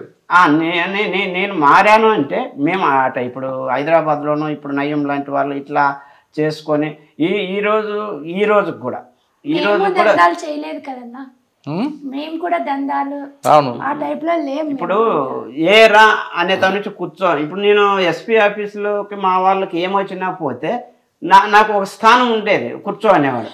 ఎవరే కానీ రా అనేవాళ్ళు కాదు. నా పర్సనాలిటీ కాదు, నాది నా వ్యక్తిత్వాన్ని అంతే. ఈ వ్యక్తిత్వాన్ని చూసి ఓహో రాజారాం చైల్డ్ అనేటువంటి స్థితికి వచ్చింది. ఈరోజు మేము ఇన్ని అప్పులు చేసుకోవడానికి కారణం ఏముంది? ఈరోజు రాజకీయాల్లో రాజశేఖర రెడ్డిని కలిసిన మాజీ నక్సలైట్ల కోసం. ఈరోజు మనకి ఏది ఆ రోజు నేను 6 బస్సులు తీసుకెళ్ళి మొత్తం అరాచ్మెంట్ ఏరియాలో లేకుండా ఒక కేసు లేకోకుండా విత్డ్రాలు పెట్టేసిన. రవి ఏం చేయాలో మనం అన్నాడు రాజశేఖర రెడ్డి. ఎట్లా ఈ కేసులు ఎట్లా పరిష్కరించారు? 350 మంది పోయినాం మేము ఆ రోజు. ఏ రవి ఎవరు? స్టిఫెన్ రవీంద్ర. ఆయన రాజశేఖర రెడ్డి పిలిచి ఫోటోలో ఉంది చూడి, పిలిచి అడిగినాడు. అంటే సార్ ఈ చిన్నవి అయితే విత్డ్రాలు పెట్టచ్చు సార్, 307, 300 ఇలాంటివి అయితే మనం ఫాస్ట్ ట్రాక్ కోర్టు ద్వారా త్వరగా అయితే పూర్తి చేయొచ్చు, మరి తొందరగా చేసేది వితిన్ మంత్స్లో అయిపోవాలనేటువంటిది స్పెషల్ టీంని పెట్టించి గ్రామాలకు వచ్చి ఎవరికి ఎన్ని కేసులు ఉన్నాయని నేను ఎస్పీ ఆఫీస్కి పోయి మొత్తం లిస్ట్ అంతా తీసేసి గతంలో నక్సలైట్ ఉద్యమంలో ఎవరికి ఎన్ని కేసులు ఉన్నాయని సీడీలు తీసుకొని గ్రామాల్లో పోయి వాళ్ళందరినీ పిలిపించి డిఎస్పీ స్థాయిలో ఉండే వాళ్ళని తోలుకొచ్చేసి ఒక టీంని ఏర్పాటు చేసి మేము కేసులన్నీ విత్డ్రాలు చేయించినాం. ఎక్కడే కానీ పోలీసులు అరాచ్మెంట్ చేయకూడదు. అంటే మీకు మిమ్మల్ని నమ్ముకొని మీకు సపోర్ట్ మద్దతు ఇచ్చిన అందరూ కూడా బయటపడేశారు కేసులు వచ్చి మొత్తం. ఇప్పుడు వాళ్ళందరూ భూముల కోసం పోరాటం చేస్తున్నారు. భూములు అంటే మేము సార్ అప్పుడు రాజశేఖర రెడ్డి మాకు పునరావాసం కల్పిస్తాను సార్, నేను ఏమన్నానంటే మేము రాజకీయాలు చెప్పినాం, మాకు వాళ్ళు అన్నం పెట్టినారు, మేము సరెండర్ అయినాం, మాకు రివార్డు ఉంది, భూమి ఉంది, హౌస్ సైట్ ఉంది, వీళ్ళు కేసులు తప్ప ఏం లేదు సార్, వీళ్ళు క్వశ్చన్ మాకు చేస్తున్నారు, మేము మీ క్వశ్చన్ చేస్తున్నాం అంటే అందుకు ధరణి ప్రారంభించారా? అందుకు ఆ రోజు వాళ్ళు కార్యకర్తలు మిలిటెంట్లు అడిగిన క్వశ్చన్ కోసం సరే మనం ఆడ ఉద్యమం చేయలేకపోయినాం, మన వ్యక్తిగత విషయాలు ఏదో ఆరోగ్యమా లేకపోతే బలహీనత ఏమన్నా ఉండొచ్చు, మన ఉద్యమంలో అయితే తప్పు, ఈ రోజుకు మేము తప్పు పెట్టు. ఈరోజు ధైర్యంగా రాజారాం అనే పేరు ఇంత పబ్లిసిటీ ఉందంటే అది నక్సలైట్ ఉద్యమే 100%. నేను ఒక చేతులు ఎత్తి మొక్కాలంటే పీపుల్స్ వారే, నాకు ఏదైనా నమ్మకం ఉందంటే నక్సలైట్ ఉద్యమమే. ఈ ఉద్యమే నన్ను నిలబెట్టింది. ఈ రోజు మీరు వచ్చి ఇంటర్వ్యూ చేసిన నక్సలైటే, ఈ రోజు నేను ఏడున్నా కూడా నక్సలైటే. ఈ లైట్ లేకపోతే నేను ట్యూబ్ లైట్ బర్న్ అయిన లైటే కదా, బర్న్ అయిపోయిన లైట్ అయినా ఈ వెలుగు అనేటువంటిది ఈ రోజు నేను ఒకవేళ బాగా ఆ ఉద్యమంలో ఆ ఉద్యమ ప్రభావంతో మన వెలుగులు మనము కాపాడుకుంటూ ఇన్ని కష్టాల్లో కూడా నిలబడుతున్నానంటే ఆ చైతన్యమే. చైతన్యమే కాదు, ఆ క్రమశిక్షణ కూడా ఉంది. క్రమశిక్షణ అంటే మనం ఏదన్నా ఒక చూపులో కానీ ఒక పనిలో కానీ చేసేటప్పుడు హెచ్చరిక ఏడొస్తుంది, ఈడొస్తుంది, అది ఎక్కడి నుంచి వస్తుంది? ఆ వేర్లే అక్కడ నేర్చుకుని ఎవరన్నా ఏదన్నా ఒక సొమ్ము ఆశించాలనుకున్నా కూడా మనం చెప్పింది ఏంది, మనం చేస్తుండేది ఏమనేటువంటి చురుకు మన మనసు మనకే వేస్తుంది. మనం మనం కష్టపడాలి, మనం తినాలా అనేటువంటిది ఉంటుంది. అలా సాధారణ పార్టీలో ఫస్ట్ నుంచి చెప్తారు దీర్ఘకాల యుద్ధం ఇది అని. మీరు అన్నది ఫస్ట్లో చెప్పారు, నక్సలైట్స్ అంటే దోపిడీ దొంగలు అన్న ఒక భ్రమ ఉంది చర్చల ముందు, అలా విధంగా చూసుకున్నారని. కానీ అది కాదు అనే విషయం మీకు తెలుసు, నాకు తెలుసు. కానీ దీర్ఘకాల యుద్ధంలో సాధించేది ఏంటి, బుల్లెట్ ద్వారా సాధించేది ఏంటి, బ్యాలెట్ ద్వారా సాధించేది. చాలామంది ఏమంటారు, బుల్లెట్ ఎందుకు, బ్యాలెట్ ద్వారా రండి, మీరు కూడా ప్రజల్లోకి రండి, పోటీ చేయండి, నేపాల్ తీసుకోవచ్చు, ఇవన్నీ కూడా మనకు ఎగ్జాంపుల్ కనిపిస్తాయి. కానీ ఇంకా తుపాకీ పట్టుకొని ఎందుకని అక్కడికి వెళ్ళి చేసి సుఖపడేది లేదు. మిమ్మల్ని నమ్ముకున్న తల్లిదండ్రులు కానీ భార్యలు కానీ అందరూ కూడా ఇబ్బంది పడుతుంటారు. ఒకసారి మీరేవైనా సుఖపడతారంటే అది లేదు, మీకు అనారోగ్య సమస్యలు ఉంటాయి. అంటే ప్రజల మద్దతు పూర్తిగా తగ్గిపోతుంది. ఇటువంటి సమయంలో అక్కడ ఉండి ఏం సాధిస్తాం? సుఖం అంటే ఫస్ట్ సుఖం అంటే మనం ఇంత లక్ష్యంగా 30 సంవత్సరాలు 20 సంవత్సరాలు పార్టీకి ఉన్నాం, సరే మనం ఏదో సాధించాం, ప్రజల్లో ఒక మద్దతు ఉంది అని ఆనందపడడం సుఖం అంటే అంటే వ్యక్తిగత సుఖాలు కాదు, ఒక ఆనందం, మనసుకి ఆనందం. అదే కనిపించట్లేదు. అనారోగ్య సమస్యలు అనారోగ్యంతో కాదు. ఈరోజు మన సాయిబాబా అనే జైల్లో చనిపోయాడు, ఆయన కాళ్ళు లేవు, ఆయన సుఖపడినాడు, మానసిక సుఖం. ఈరోజు నేను బాధపడుతున్నాను, నేను రోగినైనా అరే దాన్ని ఇడిచిపెట్టి వచ్చినానే అనేటువంటిది. నా కళ్ళెదురుకు జరుగుతున్న అన్యాయాన్ని నేను ఎదిరించలేకపోతున్నా, మాట్లాడలేకపోతున్నా, మాట్లాడితే తప్పుడు కూడా అవుతున్నా. అప్పుడు మాట్లాడండి. మీరు పార్టీ నుంచి బయటకు వచ్చి రాజకీయ పార్టీ పెట్టి ముందు వెళ్ళొచ్చు కదా బ్యాలెట్ ద్వారా. ఎట్లా ఎవరు వెళ్ళినారు? వెళ్ళొచ్చు కదా అంటున్నావు. ఎవరు వెళ్ళారు? ఇప్పుడు నువ్వు ప్రచండ ఏమైంది నేపాల్లో? ప్రచండ నిలబడిందా? అవును, నిలబడిందా? నిలబడలే. మేమనేది దీర్ఘకాలిక పోరాటం అంటే ప్రజలను చైతన్యవంతం చేయడం. సింగిల్ షాట్తో విప్లవం రాదండి, ప్రజలు చైతన్యం కావాలి. పై మీద పెడితేనే కరెక్టే. ప్రజల చైతన్యం వస్తే అదే మీకు దీపంగా ముందుకు వెళ్తుంది మీరంటారు, ఆ దీపం వెలుగులో ముందుకు వెళ్దామని. కానీ ప్రజల చైతన్యం కావట్లేదు. ప్రజలు ఆధునికం వైపు వెళ్తున్నారు, వాళ్ళు అభివృద్ధి వైపు వెళ్తున్నారు, వాళ్ళు ఎంచుకున్న మార్గం కూడా డిఫరెంట్ టెక్నాలజీ వైపు వెళ్ళిపోతున్నారు కదా. ఎప్పుడు ఎంతవరకు ఉంటుంది ఇది? సంక్షోభం రాదా? ఈరోజు విప్లవం అంటే నేను కూడా ఇదే మాటే చెప్పిన, ఏదో ఢిల్లీలో పోయి ఎర్రకోట పైన ఎర్రజెండా వేస్తేనే విప్లవం రాదు. 2 క్లాసు సిద్ధాంతం పోయింది. ఫస్ట్ నైట్లో ఒక కామందులు నీ తెలంగాణలో జరుగుతున్నటువంటి గడిలో జరుగుతున్నటువంటి దోపిడీలు పోయినాయి. ఇవన్నీ ఎక్కడి నుంచి పోయినాయి? ప్రజల చైతన్యం అనేటువంటిది ఏదో ఒక పార్టీ 100-150 సీట్లు గెలిస్తేనే ముఖ్యమంత్రులు అయితేనే అది కాదు. ప్రజల చైతన్యాన్ని తీసుకో. సరే, ప్రజల చైతన్యం అంటున్నారు. ప్రజల చైతన్యం వస్తుంది, ఏ దిశగా కావాలో ప్రజలకు చైతన్యం, ఆ దిశను మర్చిపోయి అంటే ఎంచుకున్న లైన్ పాత లైన్మే మీరు ముందుకు వెళ్ళడం వల్ల పార్టీకి ప్రజలకి మధ్యన గ్యాప్ వచ్చిందని వాస్తవం కదా? అంటే గ్యాప్ అంటే ఒకప్పుడు సమస్య వేరు, ఒకప్పుడు కులపు సంఘాలు లేవు కాబట్టి ఏదైనా ఇష్యూ జరిగితే మీ దగ్గరకు వచ్చేవారు. భూ సమస్య ఉండేది, భూ సమస్య ఉండేది, ఇప్పుడు అర్ధ భూ సమస్య అయింది. ఇప్పుడు కుల సంఘాలు పెరిగిపోయేటట్టు పార్టీకి ప్రజలకి వచ్చినాయి కుల సంఘాలు మీ దగ్గర నుంచి వచ్చాయి. కానీ ప్రతి ఒక్కరు కూడా కుల సంఘాలకు వెళ్తున్నారు. కుల సంఘము, దళిత సాహిత్యము, కుల సంఘము, పీపుల్స్ వార్, నక్సలైట్ ఉద్యమం, చుండూరు చూసుకో, కారం చేడు చూసుకో, బ్యాక్గ్రౌండ్ ఇస్ ద సాయుధ పోరాటం. ఈ చైతన్యం ఈరోజు మందకృష్ణ మాది ఎక్కడి నుంచి వచ్చినాడు? విప్లవ విద్యార్థి సంఘం నుంచే కదా. ఎక్కడి నుంచి వచ్చినాడు? కుల సంఘాలు కానీ ఇవన్నిటికీ కులాన్ని ప్రోత్సహించినటువంటిది, కులాన్ని చైతన్యవంతం చేసింది. కులం అంటే అణచివేత కులాలు, పీడిత ప్రజల పక్షాన నిలబడినటువంటిది ప్రజా ఉద్యమం అని మీరు నమ్ముతున్నారు. కానీ ప్రజలు మాత్రం కులం గురించి పట్టించుకోవట్లేదు. ప్రజలు కావాల్సింది ఇప్పుడు మౌలిక సదుపాయాలు, టైంకి కావాల్సిన భోజనం, అభివృద్ధి కావాలి. ఏ ప్రజలు అంటే ఏ ప్రజలు? మీరు అన్నటువంటిది ఒకటైతే వాస్తవం, ప్రజలకు ఉద్యమానికి గ్యాప్ అనేటువంటి. ఆ గ్యాప్ కారణం ఏంటి అంటే మీరు ఎంచుకున్న లైన్ అనేది పాత లైన్ కాదు. ఇప్పుడు ఒక సమస్య ఉంది, సమస్యకి ఇప్పుడు పరిష్కారంగా వెళ్తుంది పార్టీ. ప్రజల్లో చైతన్యం తీసుకురావడం తప్పనిసరి చేస్తుంది. ఈ రోజు ప్రజల్లో ఆ మాత్రం చైతన్యం వచ్చిందంటే పార్టీయే కారణం, అందులో ఎలాంటి డౌటే లేదు. కానీ ప్రజలకు ఇప్పుడు కొత్త సమస్యలు వస్తున్నాయి. ఆ సమస్యలను పక్కన పెట్టి ఎప్పుడుదో మన కాలం చెల్లిన ఆ సిద్ధాంతాలను ముందుగా తీసుకెళ్తే ప్రజలకు ఏం కావాలి? కాలం చెల్లిన సిద్ధాంతం అనేది నేను ఒప్పుకోను. ఎందుకంటే తల్లిపాలు అప్పుడు ఇవే, ఇప్పుడు తల్లిపాల సిద్ధాంతమే. నువ్వు అన్నటువంటి ప్రజలకు పార్టీకి గ్యాప్ అనేటువంటిది ఇంత ఉండేది, ఇంత అయింది. అది పార్టీ కాదు, రాజ్యం చేస్తున్నటువంటి గ్యాప్. ఓకే, రాజ్యము. ఇప్పుడు నేను ఒకటి చెప్తా, పార్టీ తీసుకున్నటువంటి లైన్లో ఇన్ని సంవత్సరాలు విప్లవం రాకపోవడానికి కొన్ని తప్పిదనాలు ఉండొచ్చు. సరైన టైంలో సరైన నిర్ణయాలు తీసుకుపోవడం వల్ల విప్లవం ఆలస్యం అయ్యే అవకాశాలు ఉన్నాయి. ఇదేదో లాంగ్ మార్చ్ మాదిరి చైనా పయర్ణతారలో ఉన్నట్లా ఆ సిచ్యువేషన్స్ వేరు. ఇప్పుడున్న అర్ధవలస భూస్వామి భావాజాలంలో బతుకుతున్న ఈ ప్రజలను చైతన్యం చేయడంలో మా ఆలోచన విధానంలో కొద్దిగా ఉండొచ్చు. ఎందుకంటే ఉదాహరణ చెప్తా, 91-92లో గ్రామరాజ్య కమిటీలు తెలంగాణలో అంత ఉద్రిక్తంగా మనం వరంగల్ మాసభ చూసినప్పుడు అప్పుడు పీజీఐ ఏర్పాటు చేసింది. అంటే 2000లో మహేష్ అన్న, శ్యామన్న వీరు చనిపోయే ముందు కన్నా ఆ 10 సంవత్సరాల ముందు చేసి నీ ప్రజా సైన్యాన్ని అప్పుడు డెవలప్ చేసి ఇంకో రకంగా ఉందని నేను భావిస్తాను. అంటే ప్రజలు అంటే మీరు ఎంచుకున్న లైన్ అప్పుడు కరెక్టే, దాన్ని మాడిఫికేషన్ చేయకుండా అదే పద్ధతిలో వెళ్తున్నారు. ఒకటి. రెండోది, మీరు కోరుకునేది పార్టీ అంటే మీరు కాదు, పార్టీ కోరుకుంది బడుగు బలహీన వర్గాలు కానీ, ఆదివాసులు కానీ, పేద ప్రజలు ఎప్పుడు నిరంతరం అభివృద్ధి చెందాలి, వాళ్ళ హక్కులు కాపాడాలి, వాళ్ళ హక్కులు ప్రశ్నించాలనేది మీ వాళ్ళ రాజకీయ చైతన్యం తేవడం అనేది మీ ఉద్దేశం, అవునా? కానీ అదే ప్రజలు అభివృద్ధి కోరుకుంటున్నారు, అభివృద్ధిని కేవలం వాళ్ళు టెక్నాలజీని నమ్ముతున్నారు, మాకు ఎలాంటి అవసరం లేదనేది. మనం ఎటువైపు వెళ్తున్నాం అంటే ఇప్పుడు మీకు ఎగ్జాంపుల్ ఛత్తీస్గఢ్ తీసుకోండి. ఛత్తీస్గఢ్ ఉద్యమం నడుస్తుంది. అక్కడ పార్టీ దేనికోసం ఉంది? అక్కడ ఆదివాసీల అభివృద్ధి కోసం ఉంది. ఆదివాసీ అభివృద్ధి అంటే మౌలిక సదుపాయాలు కల్పించడం, వాళ్ళకి రోడ్లు వేయడం, వాటితో పాటు వాళ్ళ రాజకీయ చైతన్యం కల్పించడం. స్వతంత్రం వచ్చి ఎన్ని ఏళ్ళు అయింది? స్వతంత్రం వచ్చి ఎన్ని ఏళ్ళు అయింది? దాని గురించి మాట్లాడుతున్నాను.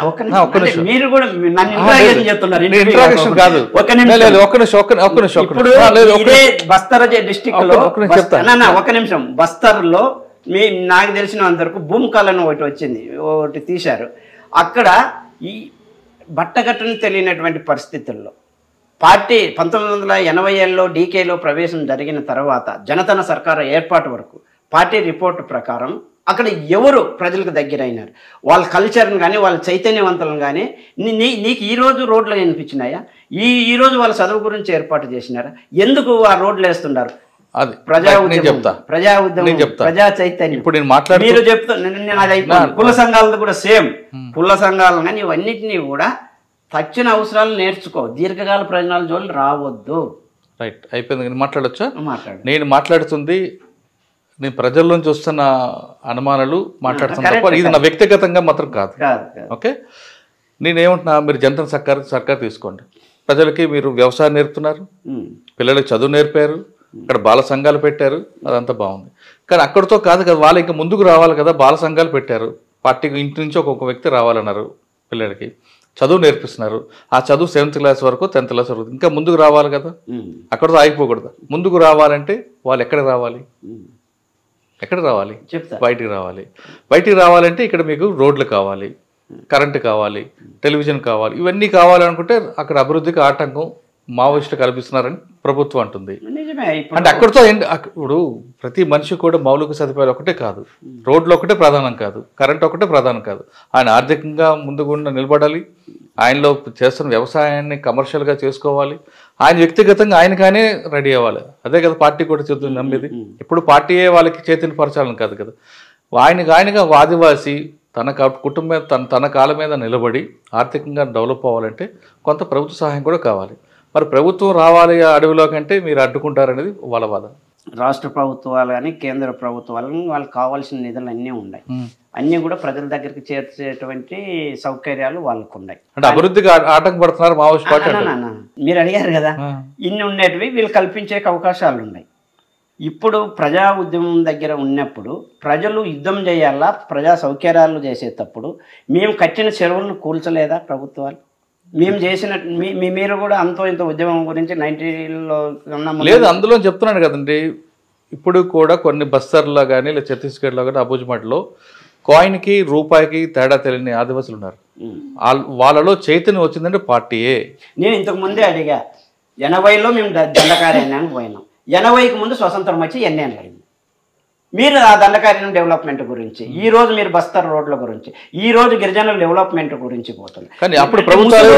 ప్రజా ఉద్యమాన్ని అనచడానికి ముసుగు తప్ప నిజంగా ఈ గిరిజనులు చైతన్యవంతం చేయాలనేటువంటిది అంటే అప్పుడు ప్రభుత్వాలు పనిచేయలేదు. ఇప్పుడు ప్రభుత్వాలు పనిచేస్తున్నాక ప్రజల కోసం నిరంతరం కృషి చేస్తున్నారు. మీరు నమ్ముతున్నారా అట్లా? నేను కొంత నమ్ముతాను. నమ్మవచ్చు, ఎందుకంటే నేను కూడా ఇప్పుడు నమ్ముతున్నాను అన్నది. ఎందుకంటే నాకు కూడా ఇప్పుడు లిమిటేషన్లో ఉంది. నేను తుపాకీ పట్టిన నేను సాయితున్నాను. నేను మీరుగా నేనుగా మాట్లాడుతుంది మన పార్టీ వైపు వెళ్ళాలని కాదు, లేదా ప్రభుత్వానికి మనం విభేదిస్తుంటే కాదు, మన వ్యక్తిగత అభిప్రాయం. అంటే నేను ఆ పార్టీలో సుదీర్ఘంగా, అంటే ఒక నిజంగా బుల్లెట్ తగిలి కూడా మళ్ళీ ఆ పార్టీని కోరుకొని పోయిన తర్వాత మేమిద్దరు ఏడ్చుకున్నాం. బయటికి రావాలంటే ఆంధ్ర ఒరిస్సా బార్డర్ నుంచి ఆ రోజు తిరగలేని పరిస్థితి. ఆ కొండలో నా కాళ్ళు బాగలేదు, ఈమె హెల్త్ బాగలేదు, మలేరియా. అప్పటికే టెక్నికల్ ఫీల్డ్లో చాలామంది అమరులు అవుతున్నారు. వ్యక్తిగతంగా మా ఇద్దరి మధ్య ఉన్న రిలేషన్ కూడా అయిండొచ్చు. ఒకరి నిడిచి ఒకరు ఉండలేని పరిస్థితి. ఇవన్నీ కూడా ఒకరో దగ్గర పని చేయలేని పరిస్థితి. ఎక్కడో బాసగాని రాష్ట్రాల్లో పెడితే టెక్నికల్ సమస్య, బతకలేమని. మీకు పార్టీ గుర్తింపు ఇచ్చింది కాబట్టి అటువంటి పార్టీని విడిచిపెట్టి రావడానికి మీరు బాధపడ్డారు. ఇంకొక ప్రశ్న వస్తా, మన కన్న తల్లి ముఖ్యమా, పార్టీ ముఖ్యమా? మనకు జన్మనిచ్చిన తల్లి ముఖ్యమా కాదా? జన్మనిచ్చిన తల్లికి రుణం తీర్చుకోవాలా వద్దా? ప్రతి ఒక్కరూ తల్లికి ఎప్పుడైనా దూరం కావాల్సిందే. తల్లి మనకన్నా ముందు పోతుంది.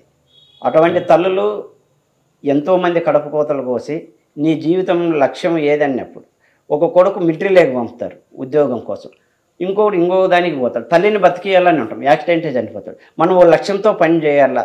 నేను పుట్టిన తర్వాత ఈ పుట్టుక చావుకు మధ్యలో ఉన్నటువంటి జీవితాన్ని ఎంచుకున్నప్పుడు తల్లి కన్నా పార్టీ గొప్పదనిపిస్తాం. అంటే మీరు రక్త సంబంధం కన్నా వర్గ సంబంధం ముఖ్యం. 100% తల్లి సంబంధాన్ని తక్కువ చేయడం కాదు.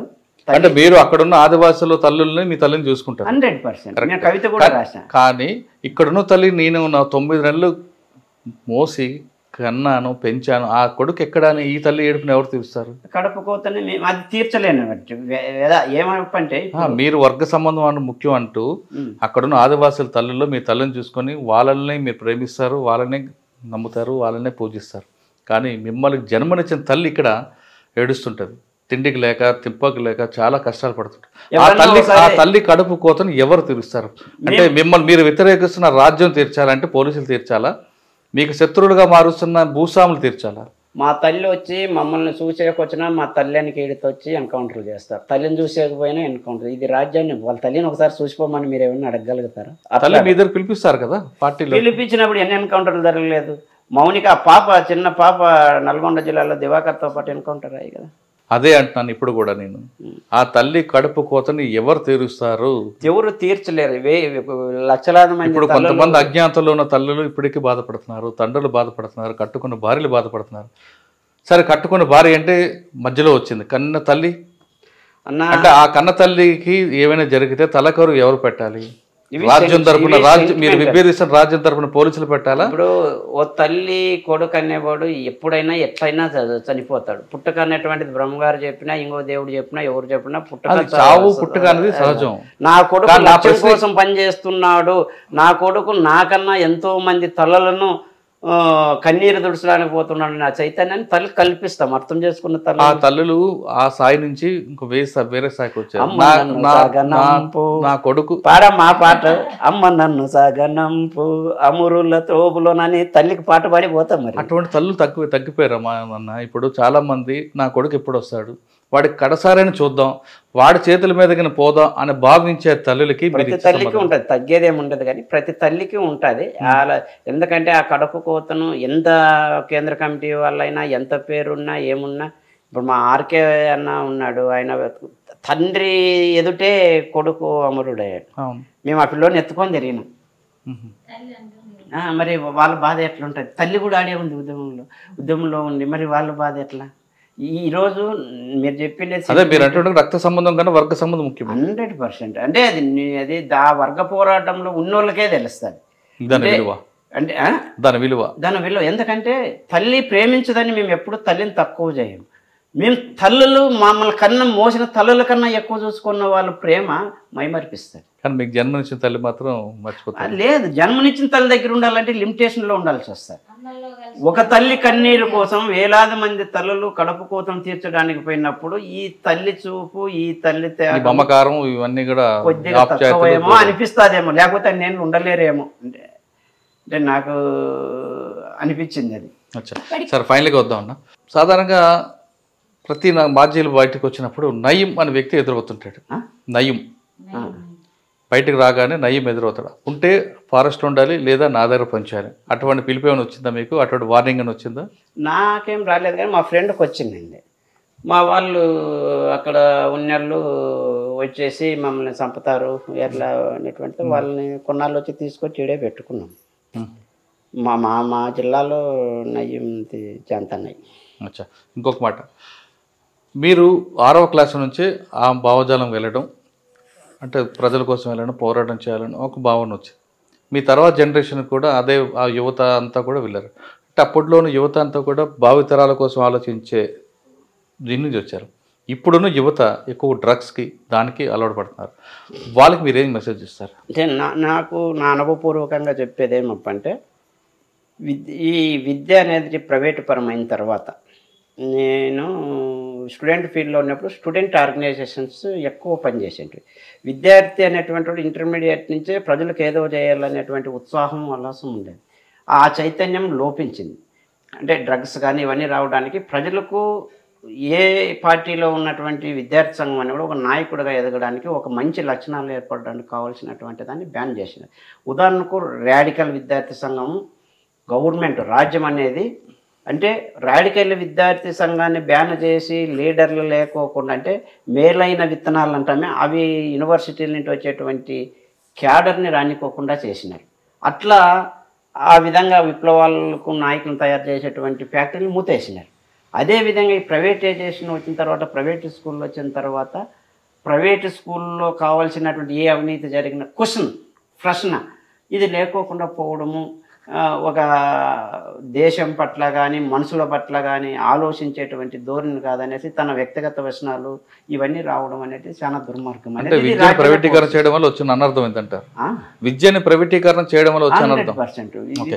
మీరు చెప్పండి. చాలా మంది చిన్న చిన్న విషయాలకు ఆత్మహత్య చేసుకుంటారా, ముఖ్యంగా మహిళలు, వాళ్ళకి మీరు ఇచ్చే మెసేజ్ ఏంటి?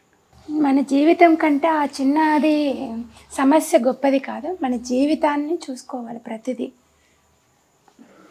చాలా ఆటుపోట్లు వస్తుంటాయి, ధైర్యంగా ఎదుర్కొంటూ పోవాలి. కానీ ఈ సమస్య వచ్చిందే ఇంకా నాకు ఇంకా లైఫ్ లేదని అనుకోకూడదు, అది దాటుకుంటూ పోవాలి. ముళ్ళు కుచ్చుకుంటుంది, ఆ ముళ్ళని తీసేయాలి అంతే. అది మనసుకైనా కావచ్చు, శరీరానికైనా కావచ్చు, ఏదైనా కావచ్చు. ముళ్ళు కుచ్చుకుంది కానీ కాలం తీయలేము, తప్పు, అది తీయకూడదు. దాన్ని వీలైనంత వైద్యం చేసుకోవాలి, ముందుకు పోవాలి. ఇప్పుడున్న యువత చెడు మార్గం పట్టడానికి ప్రధాన కారణం విద్యను ప్రైవేటీకరణ చేయడం అంటున్నారు రాజారాం గారు. ఒకప్పుడు దేశభక్తి, గురువుల పట్ల భక్తి, తల్లిదండ్రుల పట్ల భక్తి ఉండేది. ఇప్పుడు ఈ మూడు లేవు. ఇప్పుడు కేవలం విలాసాల వైపు ఎక్కువగా కనిపిస్తున్నారు. దానికి ప్రధాన కారణం ఎక్కువగా పాశ్చాత్య పోకడలు, ఈ విద్య ప్రైవేటీకరణ చేయడంలోనే జరుగుతుందంటూ రాజారాం గారు చెప్తున్నారు. ఇక మహిళలు చిన్న చిన్న విషయాలకే ఆత్మహత్య చేసుకోవడం కరెక్ట్ కాదంటున్నారు పద్మక్క. ఆమె చెప్తున్నట్లుగా ముళ్ళు కాళ్ళు గుచ్చుకున్నా, మనసుకు గుచ్చుకున్నా ఒకటి, కానీ శరీరానికి ఇబ్బంది లేకూడదు, ఆ ముళ్ళు మాత్రమే తీయాలి. చిన్న చిన్న విషయాలు సమస్యలు వస్తేనే జీవితం కాబట్టి ఖచ్చితంగా చిన్న చిన్న విషయాలకి మీరు క్షణికావేశంలో ఆత్మహత్య చేసుకుంటే మీ మీద ఆధారపడే కుటుంబాలు అన్యాయం అవుతాయంటూ గుర్తు చేస్తున్నారు. ఇది రాజారాం గారితో, అదేవిధంగా పద్మ గారితో ఎక్స్క్లూజివ్ ఇంటర్వ్యూ. వచ్చే వారం మరో జంటతో మళ్ళీ కలుద్దాం. నమస్తే.